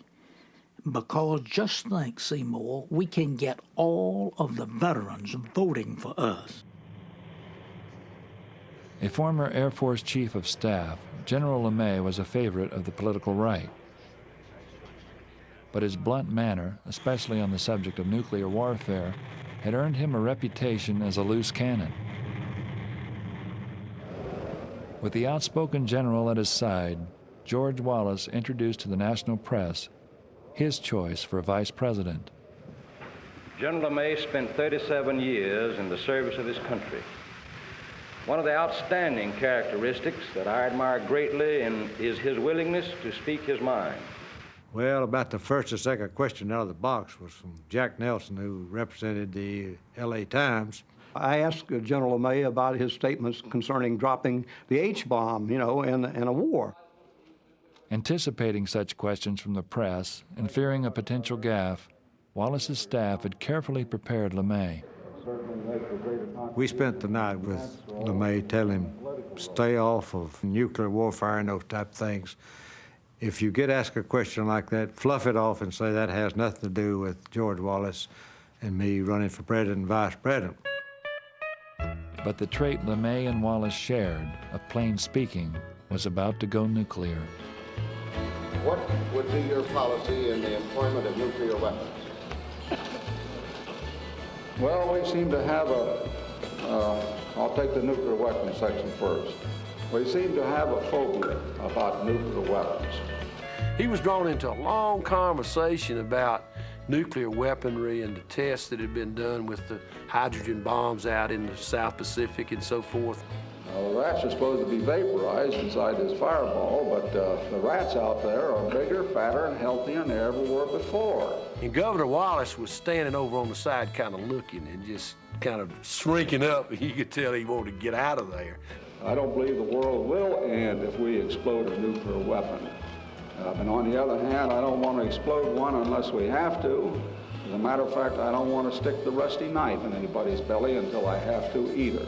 Wallace was so mad, and he would not let me, he being Wallace, would not let me stop the darn news conference. The governor tried to pull him away and said, I know you folks, I know you out there from the Los Angeles Times, and the general don't know how to handle you. So Mr. Nelson, he hasn't said anything about using nuclear weapons. And Governor, give us a bass sign for one picture, both of you.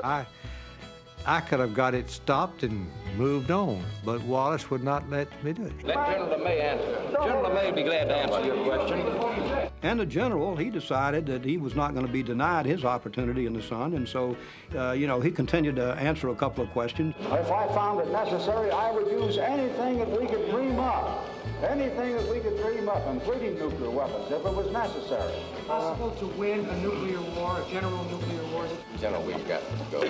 I'll answer that. I don't think it's possible for anybody to win. Well, I mean, it was a hilarious situation in a way, but it was also kind of devastating. By the time that all of the networks ran it that evening as the lead on their program, and all the papers the next morning had it headlines on page 1, he began to go down in the polls. I don't blame Nelson. If I'd been sitting out there, and I've reported a little bit in my life, I may have asked the same question.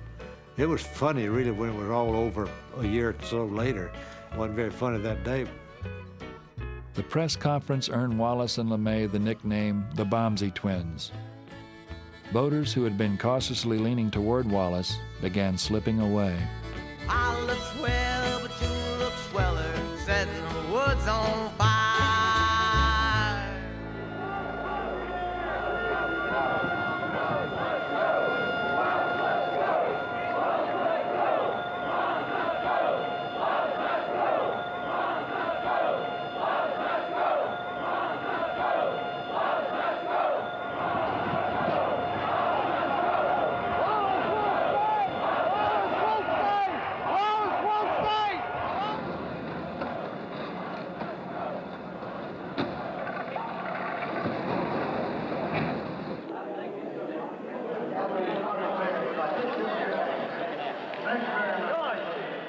In the end, Richard Nixon, and not George Wallace, would become the nation's 37th president.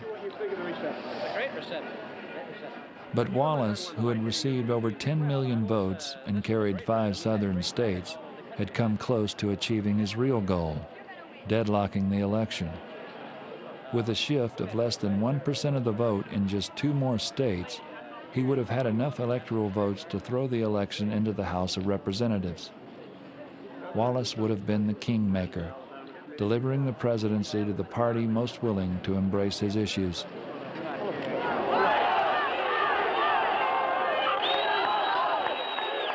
Those issues, and the millions of Americans who had supported him, were not about to go away.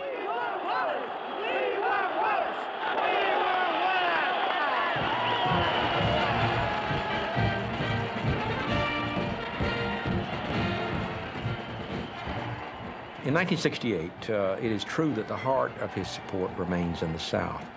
But even outside the South, a large minority supports George Wallace. And what I think it represents is this tectonic shift in American politics that takes place in the 1960s.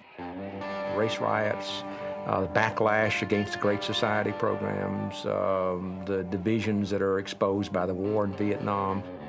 In a sense, American politics comes unwound in the 1960s.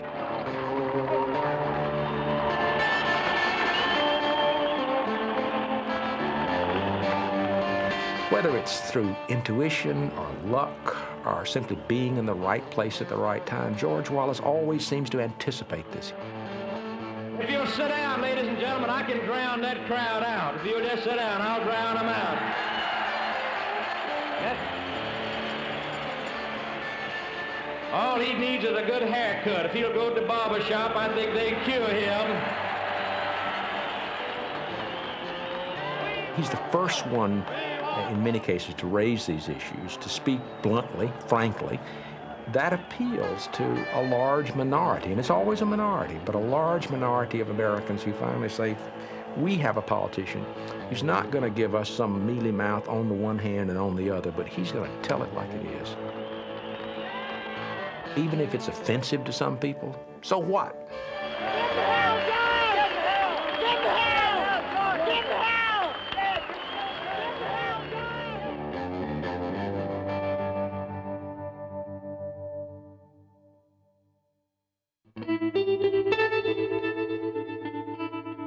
After the 1968 defeat, George Wallace returned to Montgomery, Alabama, to his modest suburban home.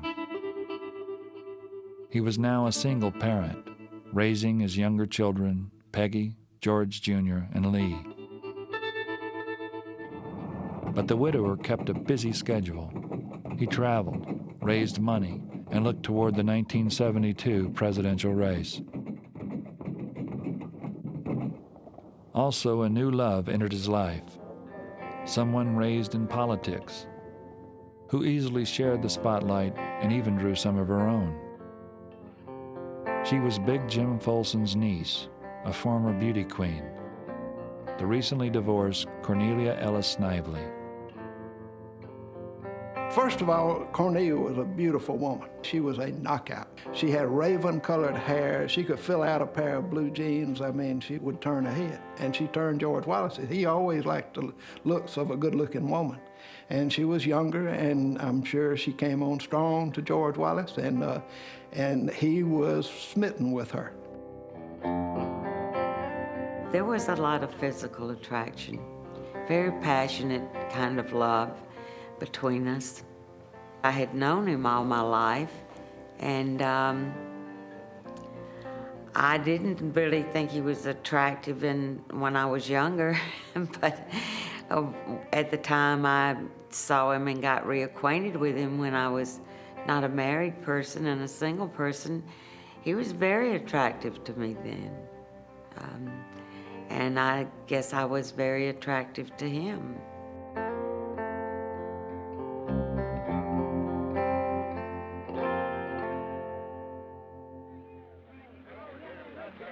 The courtship with Cornelia remained discreet, while Wallace planned his next political move. Money continued to trickle into his national election headquarters in Montgomery, and he still had popularity. A Gallup poll of America's most admired men showed George Wallace in 7th place, just ahead of the Pope. But one fact was clear to Wallace and observers alike. If he didn't retake the Alabama governor's office, he'd lose his political base, and his national aspirations would be over. Hello, Americans. I'm Paul Harvey.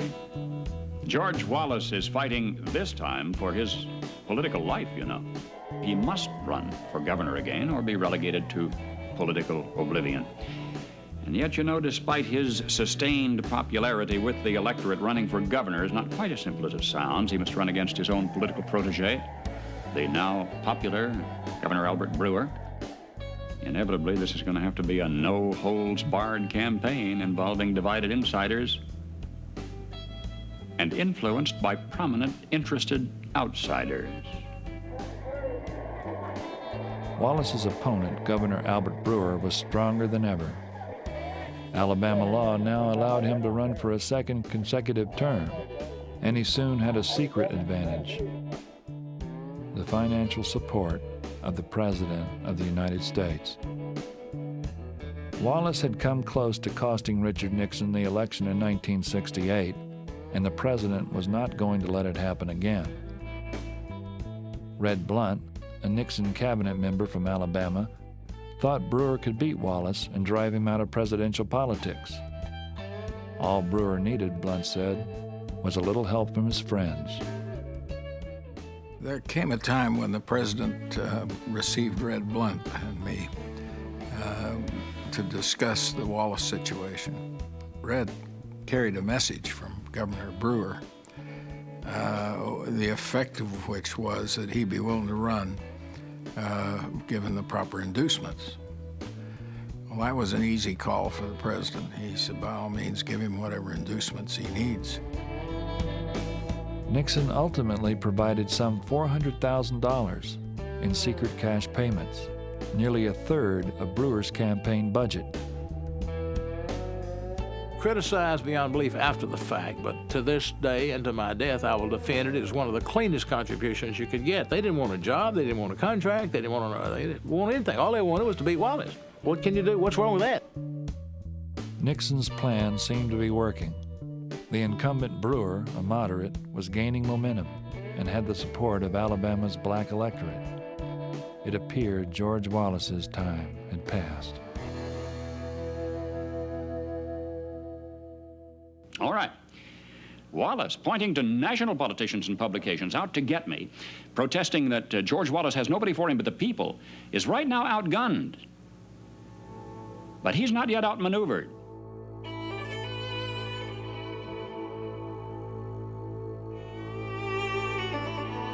I never will forget, we had a meeting of all the faithful, all the staff and so forth, and the governor addressed everybody and said, look, we got to do what we've got to do. We've got to play, he didn't say the race card, but it was obvious what he wanted.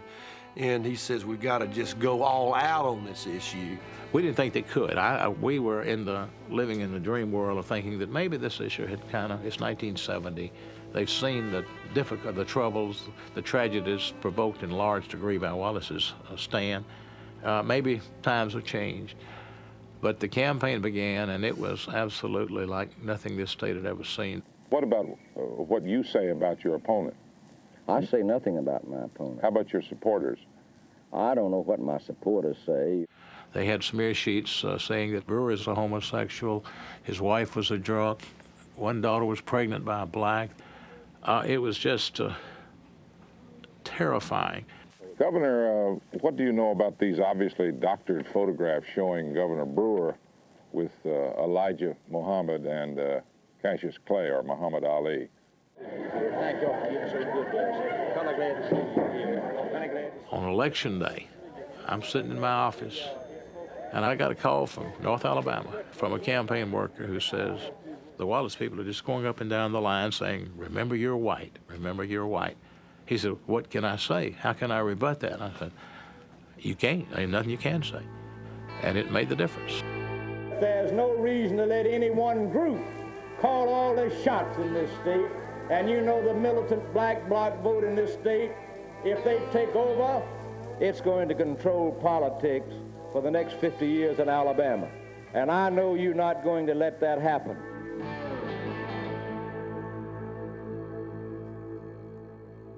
And I guess that meant we were doing what we had to do, but he won the race. He became the governor. We present to you the next governor of Alabama, Governor George C. Wallace. Right in, Miss Lee, on here, would you? If things were not running as good as they are running now, and I was running behind, I could probably tell you national newsmen that I wouldn't have you to kick around anymore. The joke was at Richard Nixon's expense. A play on his famous quote in defeat from 1962, "You won't have Nixon to kick around anymore." The president's attempt to sway the election had failed. But the White House had another plan. The IRS had already launched an investigation of George Wallace and some of his close supporters. George Wallace was inaugurated on January 18, 1971. 2 weeks earlier, he had married Cornelia. If you're loving me like I'm loving you, baby, we're really in love. After the bitter campaign based on race, Wallace announced to the national press that he had always been a moderate and no longer believed in racial segregation. He was trying to build a new image as a presidential candidate, and his new wife was judged a strong political asset.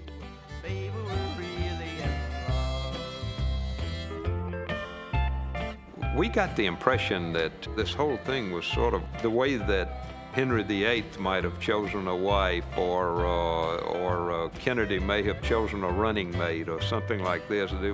There were political calculations that went into it. My father brightened up a lot when he married Cornelia. She was so good for him. She would make him do things. One Christmas she made him be Santa Claus, and I have some wonderful pictures of that. And she was just good at really bringing out the best of my father. I really, really think she was. Baby, we're really in love. Many gave credit to Cornelia for a new, more sophisticated Wallace style. She was a very stylish person.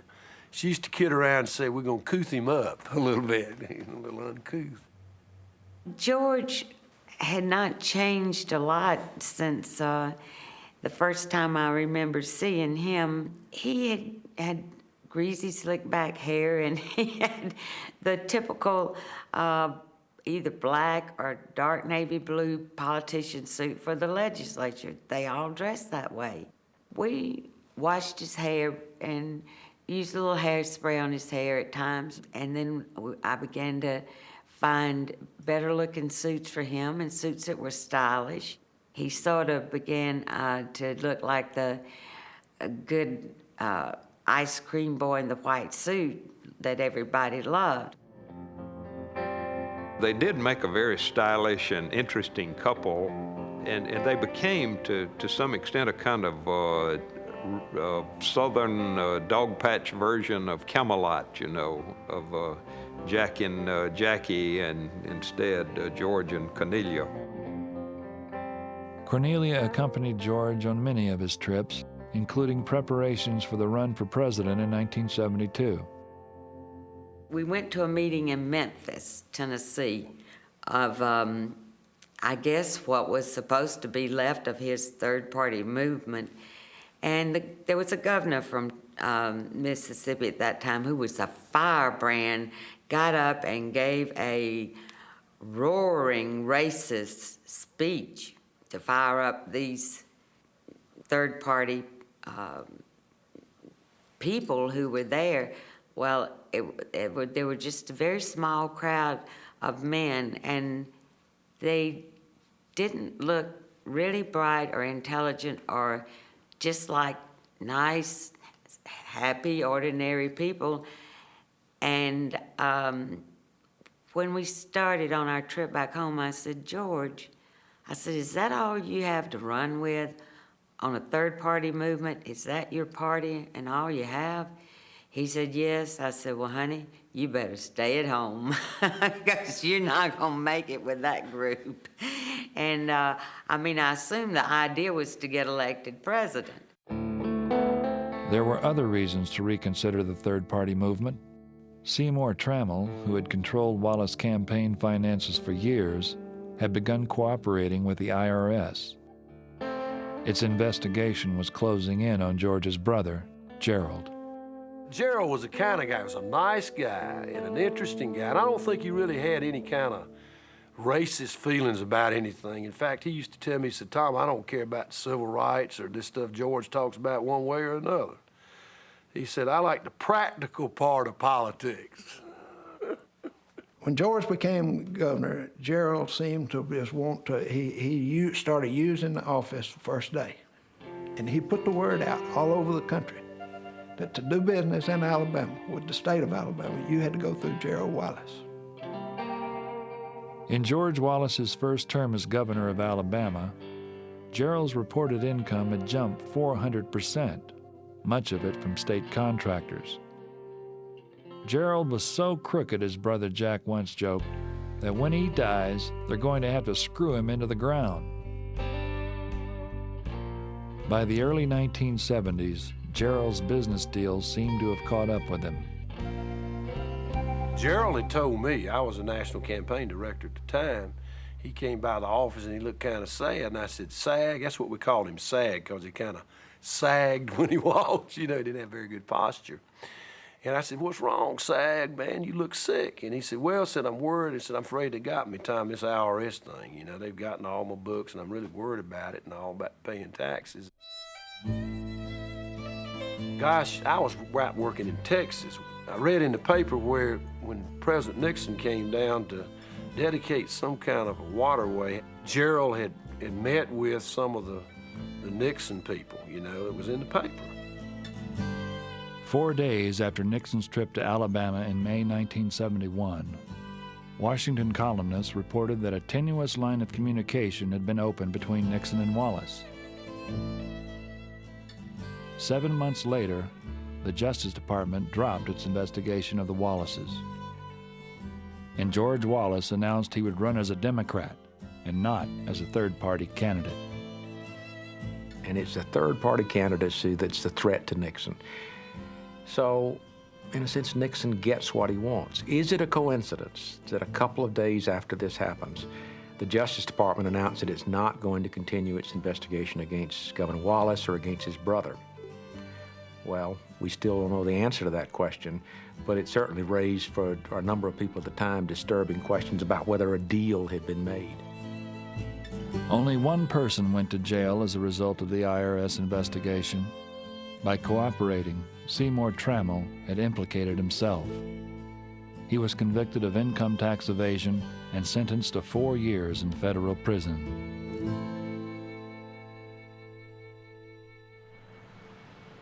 In March of 1972, a young man living in Milwaukee, Wisconsin, took the first step of a fateful journey. "Now I start my diary," Arthur Bremer wrote, "of my personal plot to kill by pistol either Richard Nixon or George Wallace."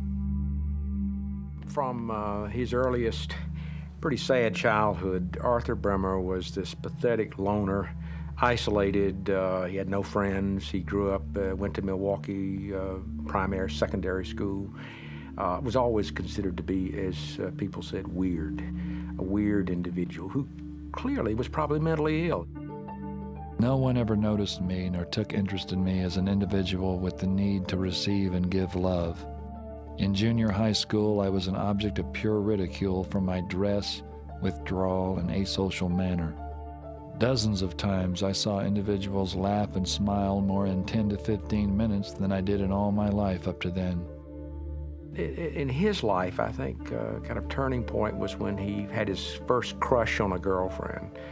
And at first she was interested, and then when she turned him aside, then he became obsessed with this, with somehow getting her to notice him, and he did all kinds of strange things. In January was when he had long hair, and then he went to extreme and he shaved it off, and he was shaved completely bald. I mean, he shaved his hair, which was long at one time, until it was completely bald? He wanted her to notice him, and he became obsessed with making a name for himself. Life has only been an enemy to me. I will destroy my enemy when I destroy myself, but I want to take part of this country that made me with me. Well, how are you going to make a name for yourself? I mean, this is a part-time busboy, a janitor. He decided to kill somebody. What's a good title for this manuscript? A Month in the Life of Nobody in Particular.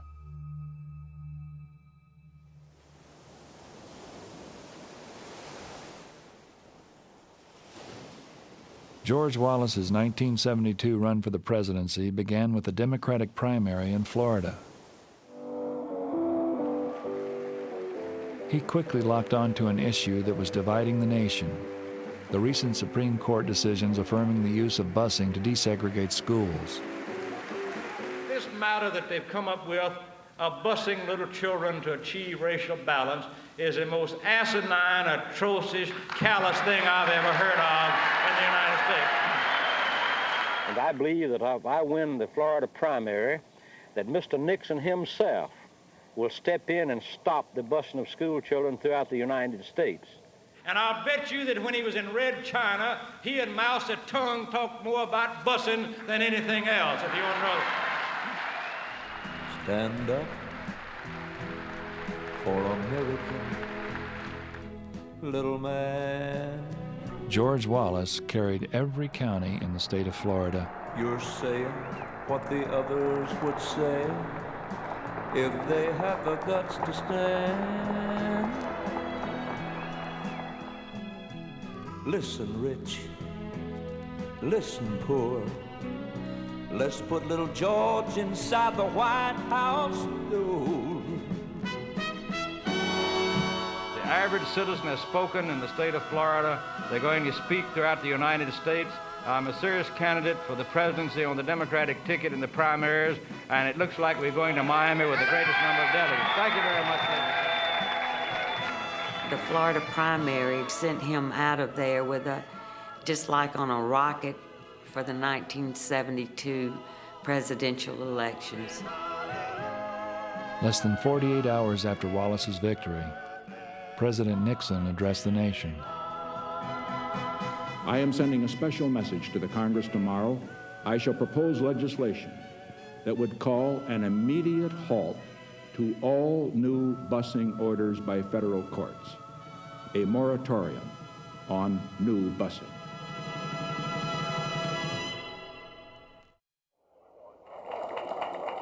On March 23rd, George Wallace held a rally in Milwaukee, Wisconsin.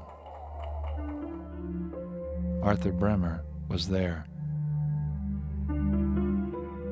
I figured Wallace would be dead or dying now if I wanted it so. After he gave the liberals hell, he stood in the open and waved and smiled. The audience stood. Some turned to leave, some to move in for a closer view. I moved in, and for the first time saw his face. He looked heavily wrinkled and ugly. That would have been it. I had sort of expected this sort of thing to happen sooner or later, because when you heat up the political environment to the extent that Wallace does, you're going to bring a lot of kooks out of the woodwork.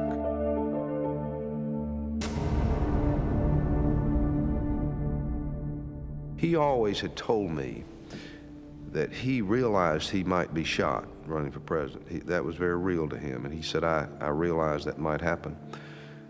But he always believed it would be a head injury and that he would die. May 13th, 1972. Arrived at Dearborn Youth Center at 15 after 6. The hall was packed. You just can't go around preaching hatred, however you cloak it, however you dress it up, and somehow or another it will not come back to bite you. Two 15-year-old girls had gotten in front of me. Their faces were 1 inch from the glass that would shatter with a blunt-nosed bullet. They were sure to be blinded and disfigured. I let Wallace go, only to spare those two stupid, innocent, delighted kids. We pounded on the window together at the governor. There'd be other times. Thank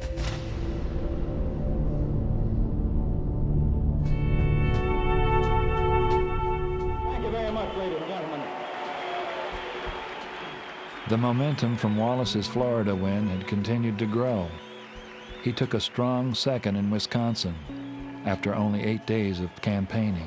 We've come a long way from 8 years ago when the Democratic candidate called me something evil because I advocated that which he advocates now. And I think that by the time we get to November, some of the leadership is going to be saying, well, you know, I just didn't understand Wallace. He's really a better fellow than I thought. I really didn't know him so well. Next was another strong second in Pennsylvania. Higher poll numbers and overflowing crowds. Soon, the press predicted more Wallace victories in upcoming elections. On the morning of May 15th, Wallace departed for his last day of campaigning in the Maryland primary. When we left the governor's mansion that day, my husband had already started talking about, he was nervous. He was just extremely nervous. He just kept saying, I don't think I'm gonna go. I just don't think I'm gonna make this trip. He said, one more day of campaigning is not gonna make any difference. If I haven't won it now, I can't win it with one day of campaigning.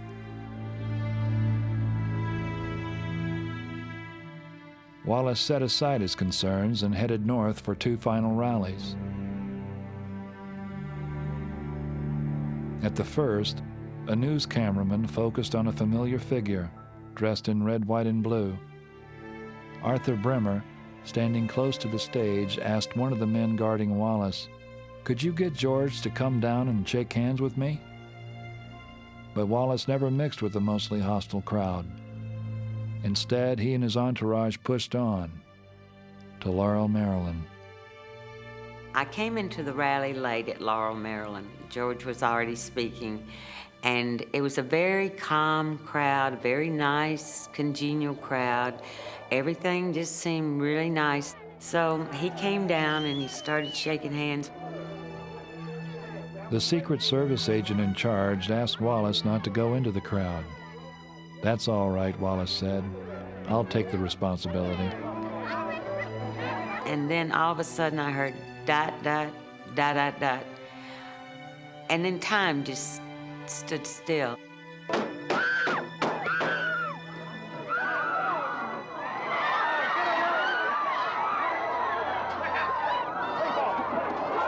I thought they'd shoot him again, and so I jumped on top of him, trying to cover up his head and his heart and his vital organs, his lungs.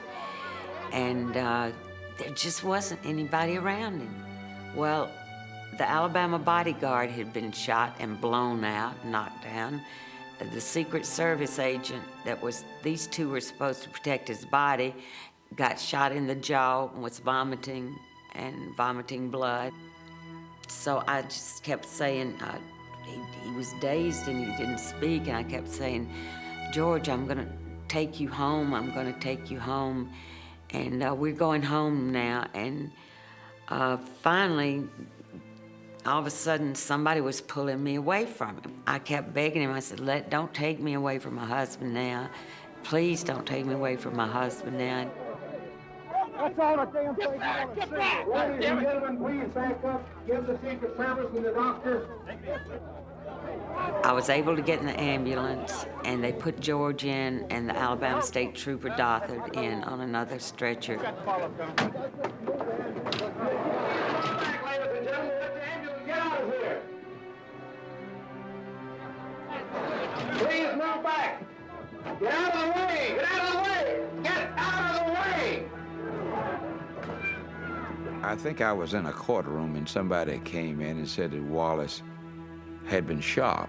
There were all around Selma that day folk who disliked George Wallace intensely were praying that he recover. They didn't want him dead, and there was no rejoicing among black Alabamians that George Wallace had been shot, but there was a lot of "the chickens have come home to roost." You heard that everywhere. Wallace, by the mid-1960s, was certainly aware that he was a figure in danger. That is, we'd had the assassination of Kennedy, the two Kennedy brothers, and Martin Luther King, and he often talked about the danger that he had. But I think he always anticipated the kind of political ideologue, somebody who opposed him, finding him at some moment and shooting him. George Wallace, the most intensely ideological political candidate of the 1960s, ends up being shot by somebody who just wants to get his picture on the front page of the New York Times.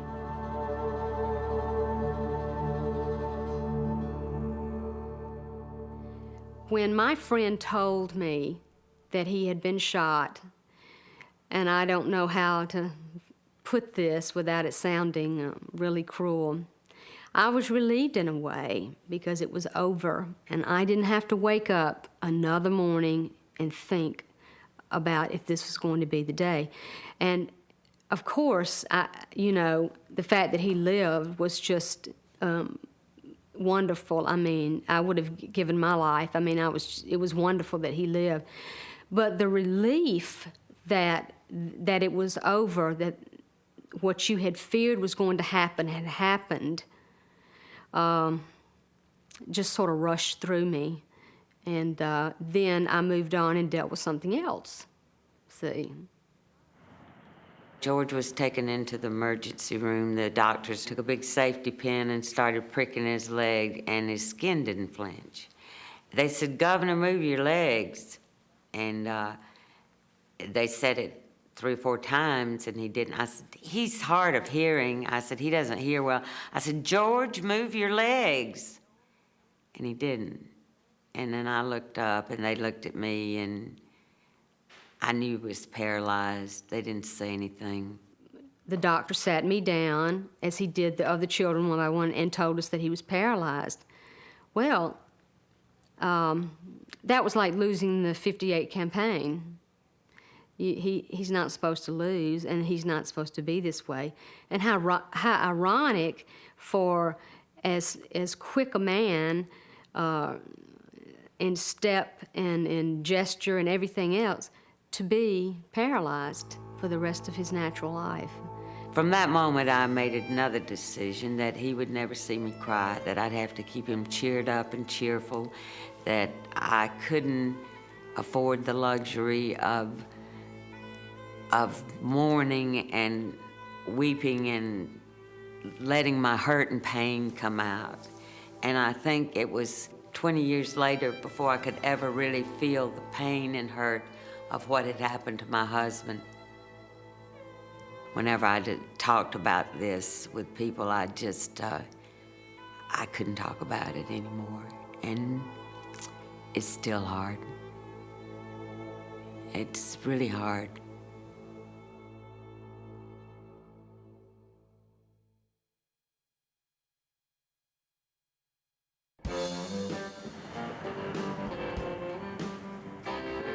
I know that all of us certainly wish that Governor Wallace in this very difficult time will have not only the very best medical care, but that he can recover from the wounds that he has received.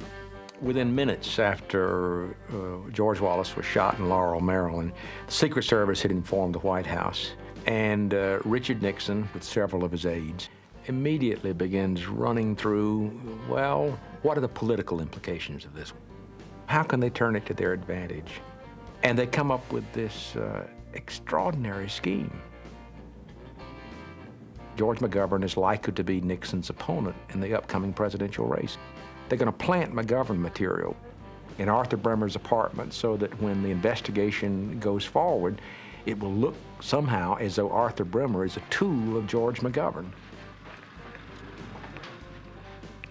The plan backfires, it fails, because the FBI gets there and they close off the apartment with the very idea that the president and his advisors are planning to do this. I think in part reflects not only the political machinations of the White House, but it also reflects the fear that Wallace instilled in the Nixon White House.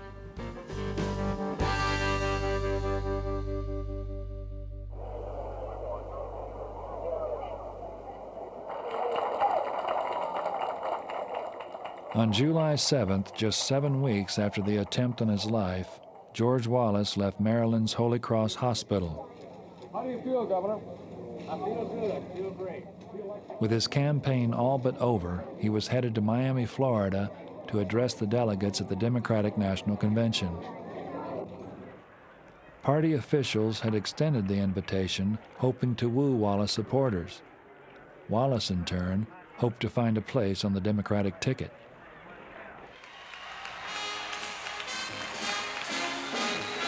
George went down and he looked pitiful. He looked like warmed over death. I mean, he looked horrible up there, suspended above this convention.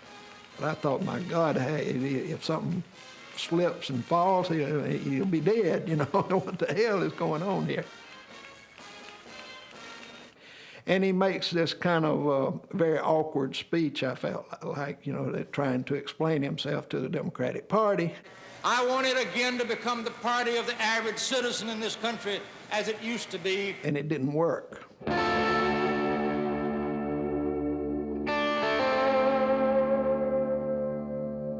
Well, I think with most of us, he disappears.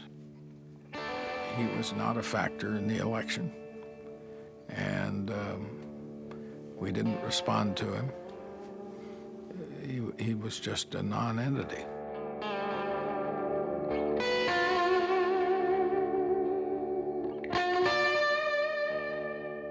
He was very depressed at times.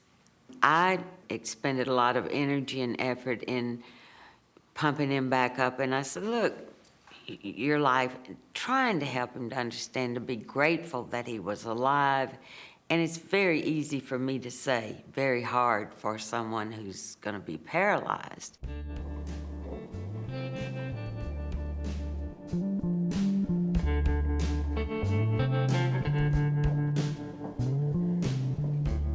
One time, he just absolutely quit on us, wouldn't get up, wouldn't get out of bed.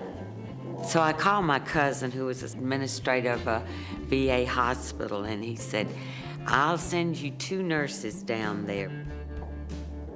And the first day they came in their uniforms and their caps, and they were big women.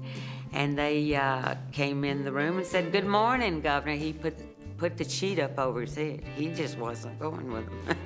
And they said, well, it's time to get up, Governor. Now, what are you going to do today? You going to get up or just stay in bed? He said, I won't stay in bed. And he pulled the sheet down and peeped out, and he said, I want to tell you 2 sergeants something. He said, I'm the commander of the Alabama National Guard, the chief and commander, and said, ain't no 2 sergeants gonna tell me what to do. With that, they jerked the sheet back, they grabbed him up, they put him in the wheelchair, and for 2 weeks, they pushed him through life. My father had hopes for recovery. I think he had hopes that he would walk again, as we all did. But as the months and the years went by, that, I don't know if you call it a dream, I don't know what he called it, but it diminished, and, his injuries were such that it just was not going to be. I've had some mental stress and some anguish, and sometimes wonder why did it happen to you. But I accepted the fact that I was not going to walk save a miracle. And I've adjusted my life, I've accepted it, and so I really don't worry about it. The thing I never told him or said publicly was that what I really loved about him was that strutty, feisty walk he had. I really loved that, and it hurt me that I wouldn't be able to see him like that again.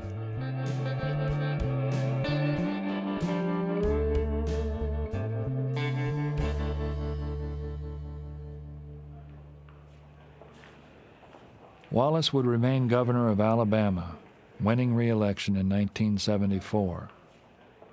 But his national ambitions had not disappeared.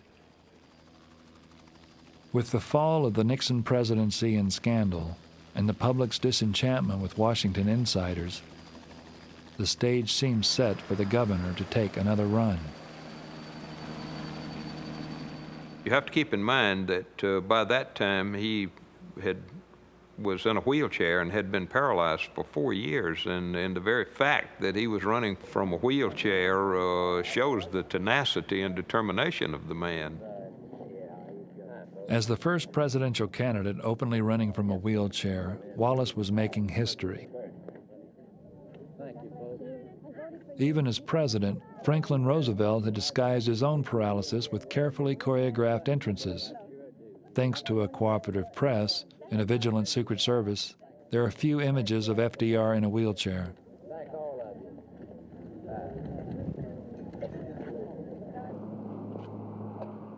But times had changed. The press had a relentless fascination with images of Wallace seemingly helpless and dogged his candidacy with questions about his health. Is George Wallace well enough to run for the presidency? He's well, perfectly healthy and well. I can understand that people can question about my health, but Franklin Roosevelt was elected president 4 times in a wheelchair, and as Al Smith said one time, we're not electing an acrobat. If you needed an acrobat to be president, I would not be qualified, but you don't need an acrobat to be president.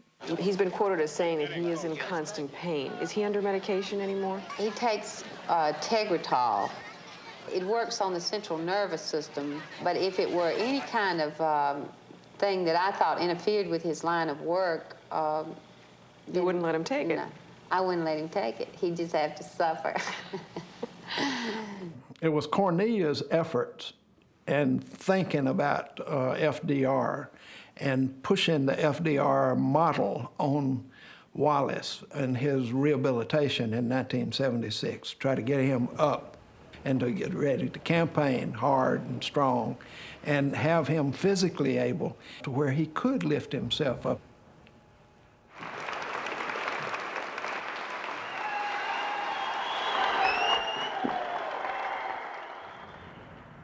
But for someone like Wallace, whose appeal really is he's got a tremendous amount of animal energy and dynamism, if you can't stand up there on that podium, it is a tremendous disadvantage.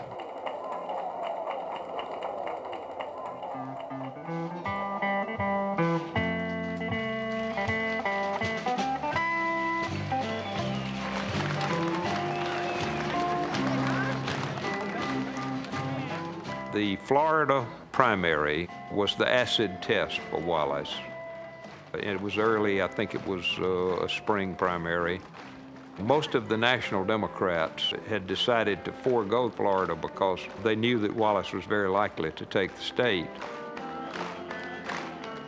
Aside from Wallace, only 2 Democrats entered the Florida race.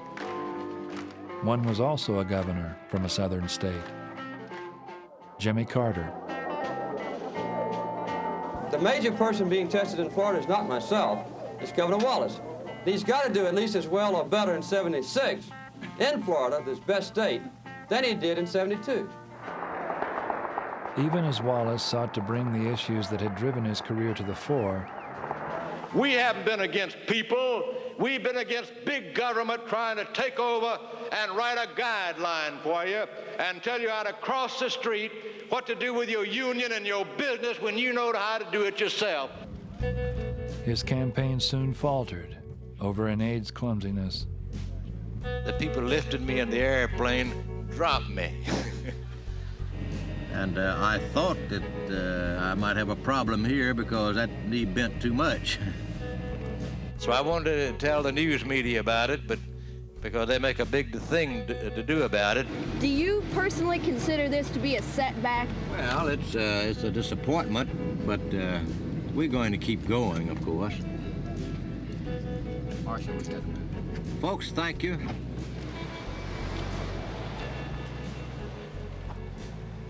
Unable to escape concerns about his health, Wallace lost to Carter in Florida, and then again in North Carolina.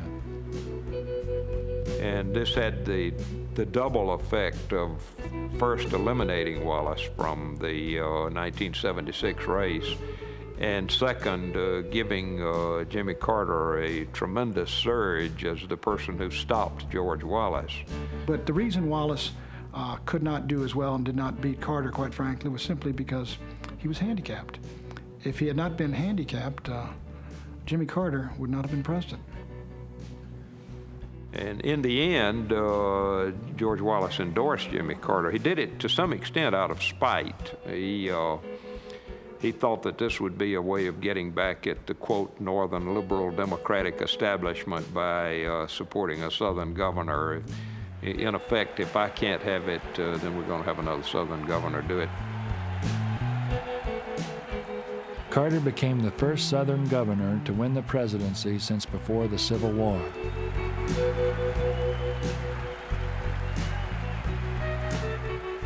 He had taken the Wallace mantle as an outsider, but not the message. Many of the Wallace themes would find a powerful voice and his supporters a new hero in Ronald Reagan. He shared Wallace's ability to connect with everyday Americans, and he attacked many of the same targets.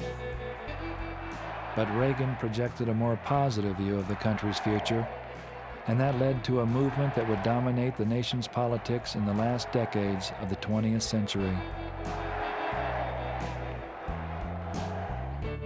George Wallace returned to Montgomery, as he always had after a failed presidential bid.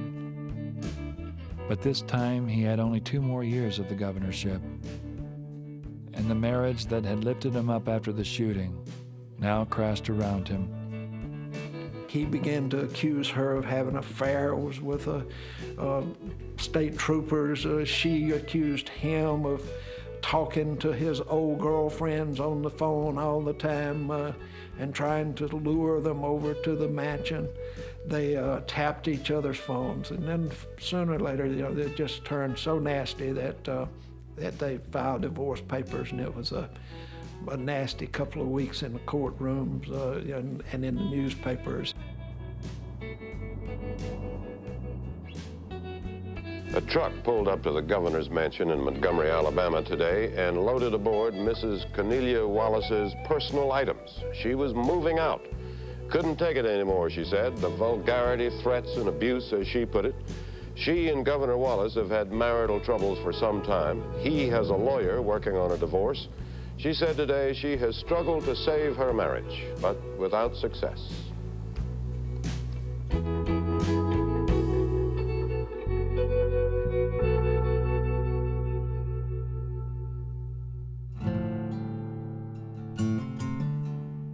"1976 seemed to be the end of a long journey for George Wallace. But there was one transformation left, one built from the suffering of a broken body, from a rediscovered religious faith, from reflection upon a life." George Wallace's life had its ups and downs, but it was pretty down after 76. He's essentially finished as a national candidate. He leaves the governorship in 1978, and he's a fundraiser for the medical school in Birmingham. But he spends much of his time alone. He's never been very close to his family, and he broods a lot.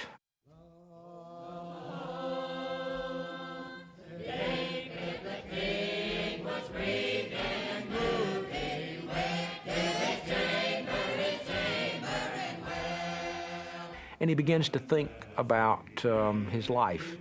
I think the way all good Southern evangelicals or evangelicals do. I'm at the end of my life now. What have I accomplished? What have I done? What have I done right? What have I done wrong?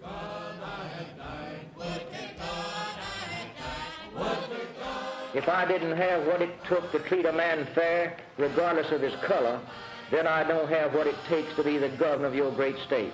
That's what I want to say about that time. I was out-niggered, and I will never be out-niggered again. For the feet of tyranny, and I say segregation now, segregation tomorrow, and segregation forever.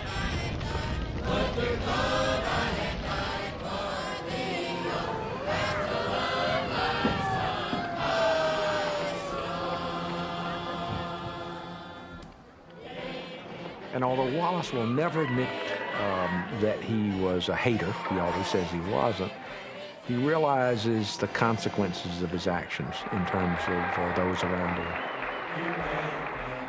And now they've created themselves a Frankenstein monster, and the chickens are coming home to roost all over this country.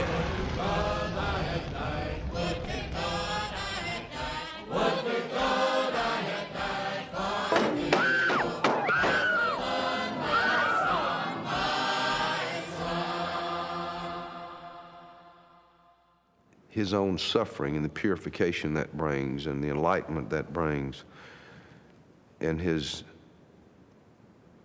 realization that some things he had done and said could have caused others to suffer, bothered him, concerned him as a Christian. And so one by one, he picks up the telephone and he begins calling his old enemies, people who he had used as kind of punching bags in the 1960s. and asked for their forgiveness. One of those Wallace called was a civil rights leader who had been beaten bloody by Wallace's state troopers on the Edmund Pettus Bridge in 1965.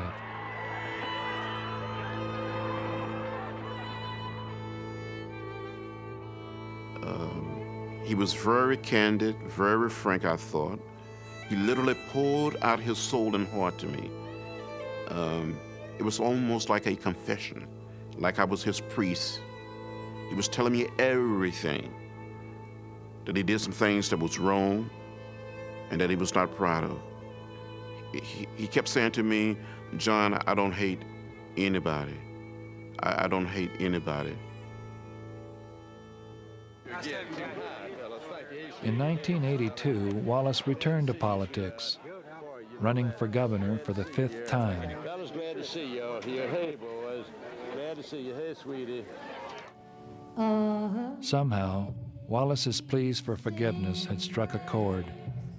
And whether or not you've agreed with me in everything that I used to do and agreed to, I know that you do not. I, too, see the mistakes that all of us made in years past. Glad to see you here. You know, God said you must repent. And he's repentant. Governor Wallace is a child of God now. You can believe that.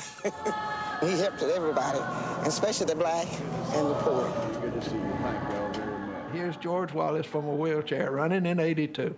The guy wins with the black vote. He could not have won without it. He wanted the black votes, and he went out and campaigned for those votes. He made promises, and a lot of black folks went out and voted for him, and they supported him. We've said that he was wrong on segregation. I mistreated folk, and I want a chance to repent. But the burden of proof now is on him, and of course only time will tell. For the next 4 years, Wallace kept his promises, appointing a record number of black Alabamians and depending on a coalition of blacks and whites for legislative support. He had meetings in this very building, in the governor's office, among black leaders, and sought to build bridges. And if he was the epitome of resistance, he became the epitome of change in the New South. In a very strange sense, he was somewhat reverting back to the old Wallace. Maybe, just maybe, to his true self.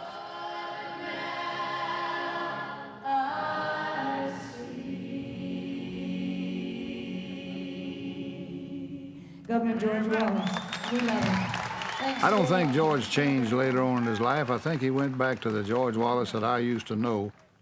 He really was for the downtrodden. He really wanted to help the people that needed help.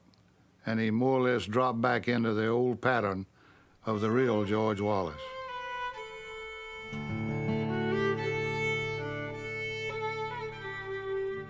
His health had deteriorated some during that term, and I don't believe he believed he could give a full measure of himself had he run again.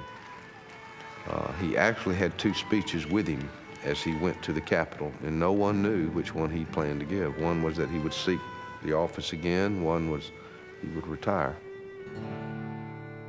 I would like to be part of the future myself. During the past few days, I have done much evaluation and much soul searching. And some of you younger may not realize that I paid a pretty high price in 1972.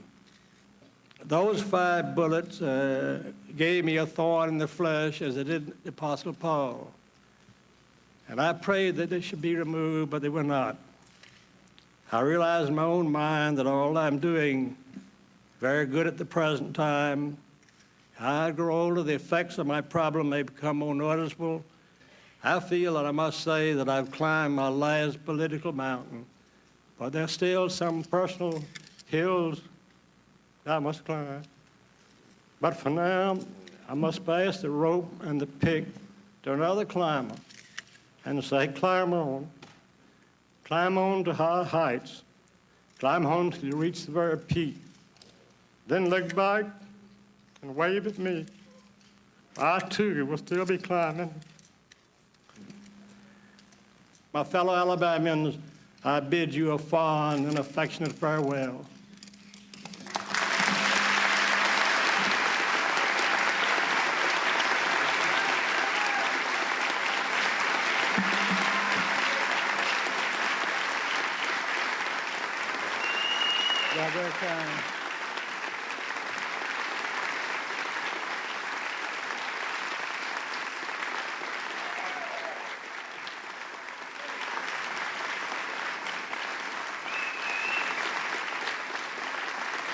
Goodbye. Goodbye.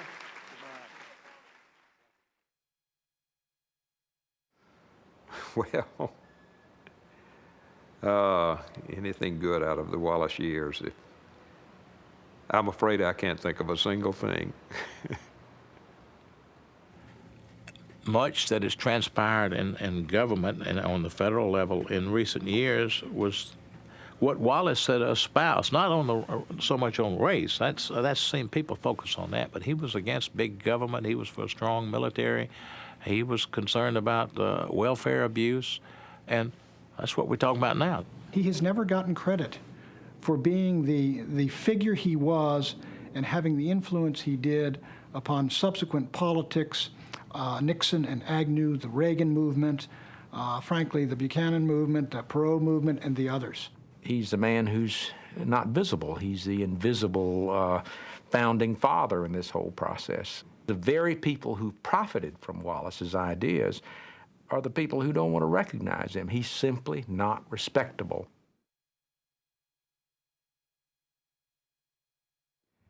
I have no problem forgiving George Wallace.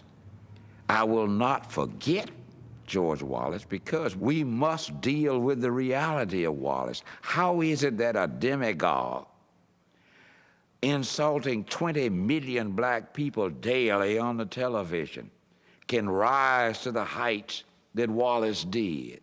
Forgive, yes. Forget, never.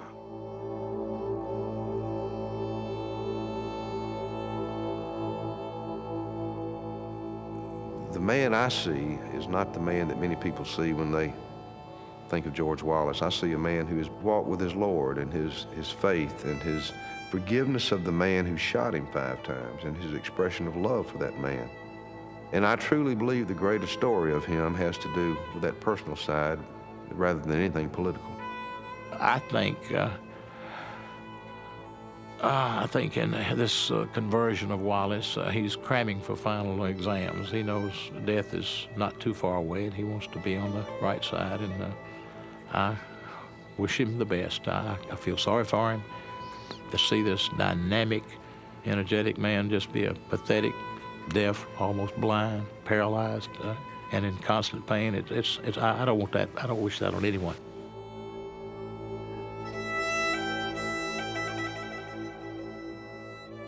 The things that he have gone through, it was enough to change him. And I do believe he has changed.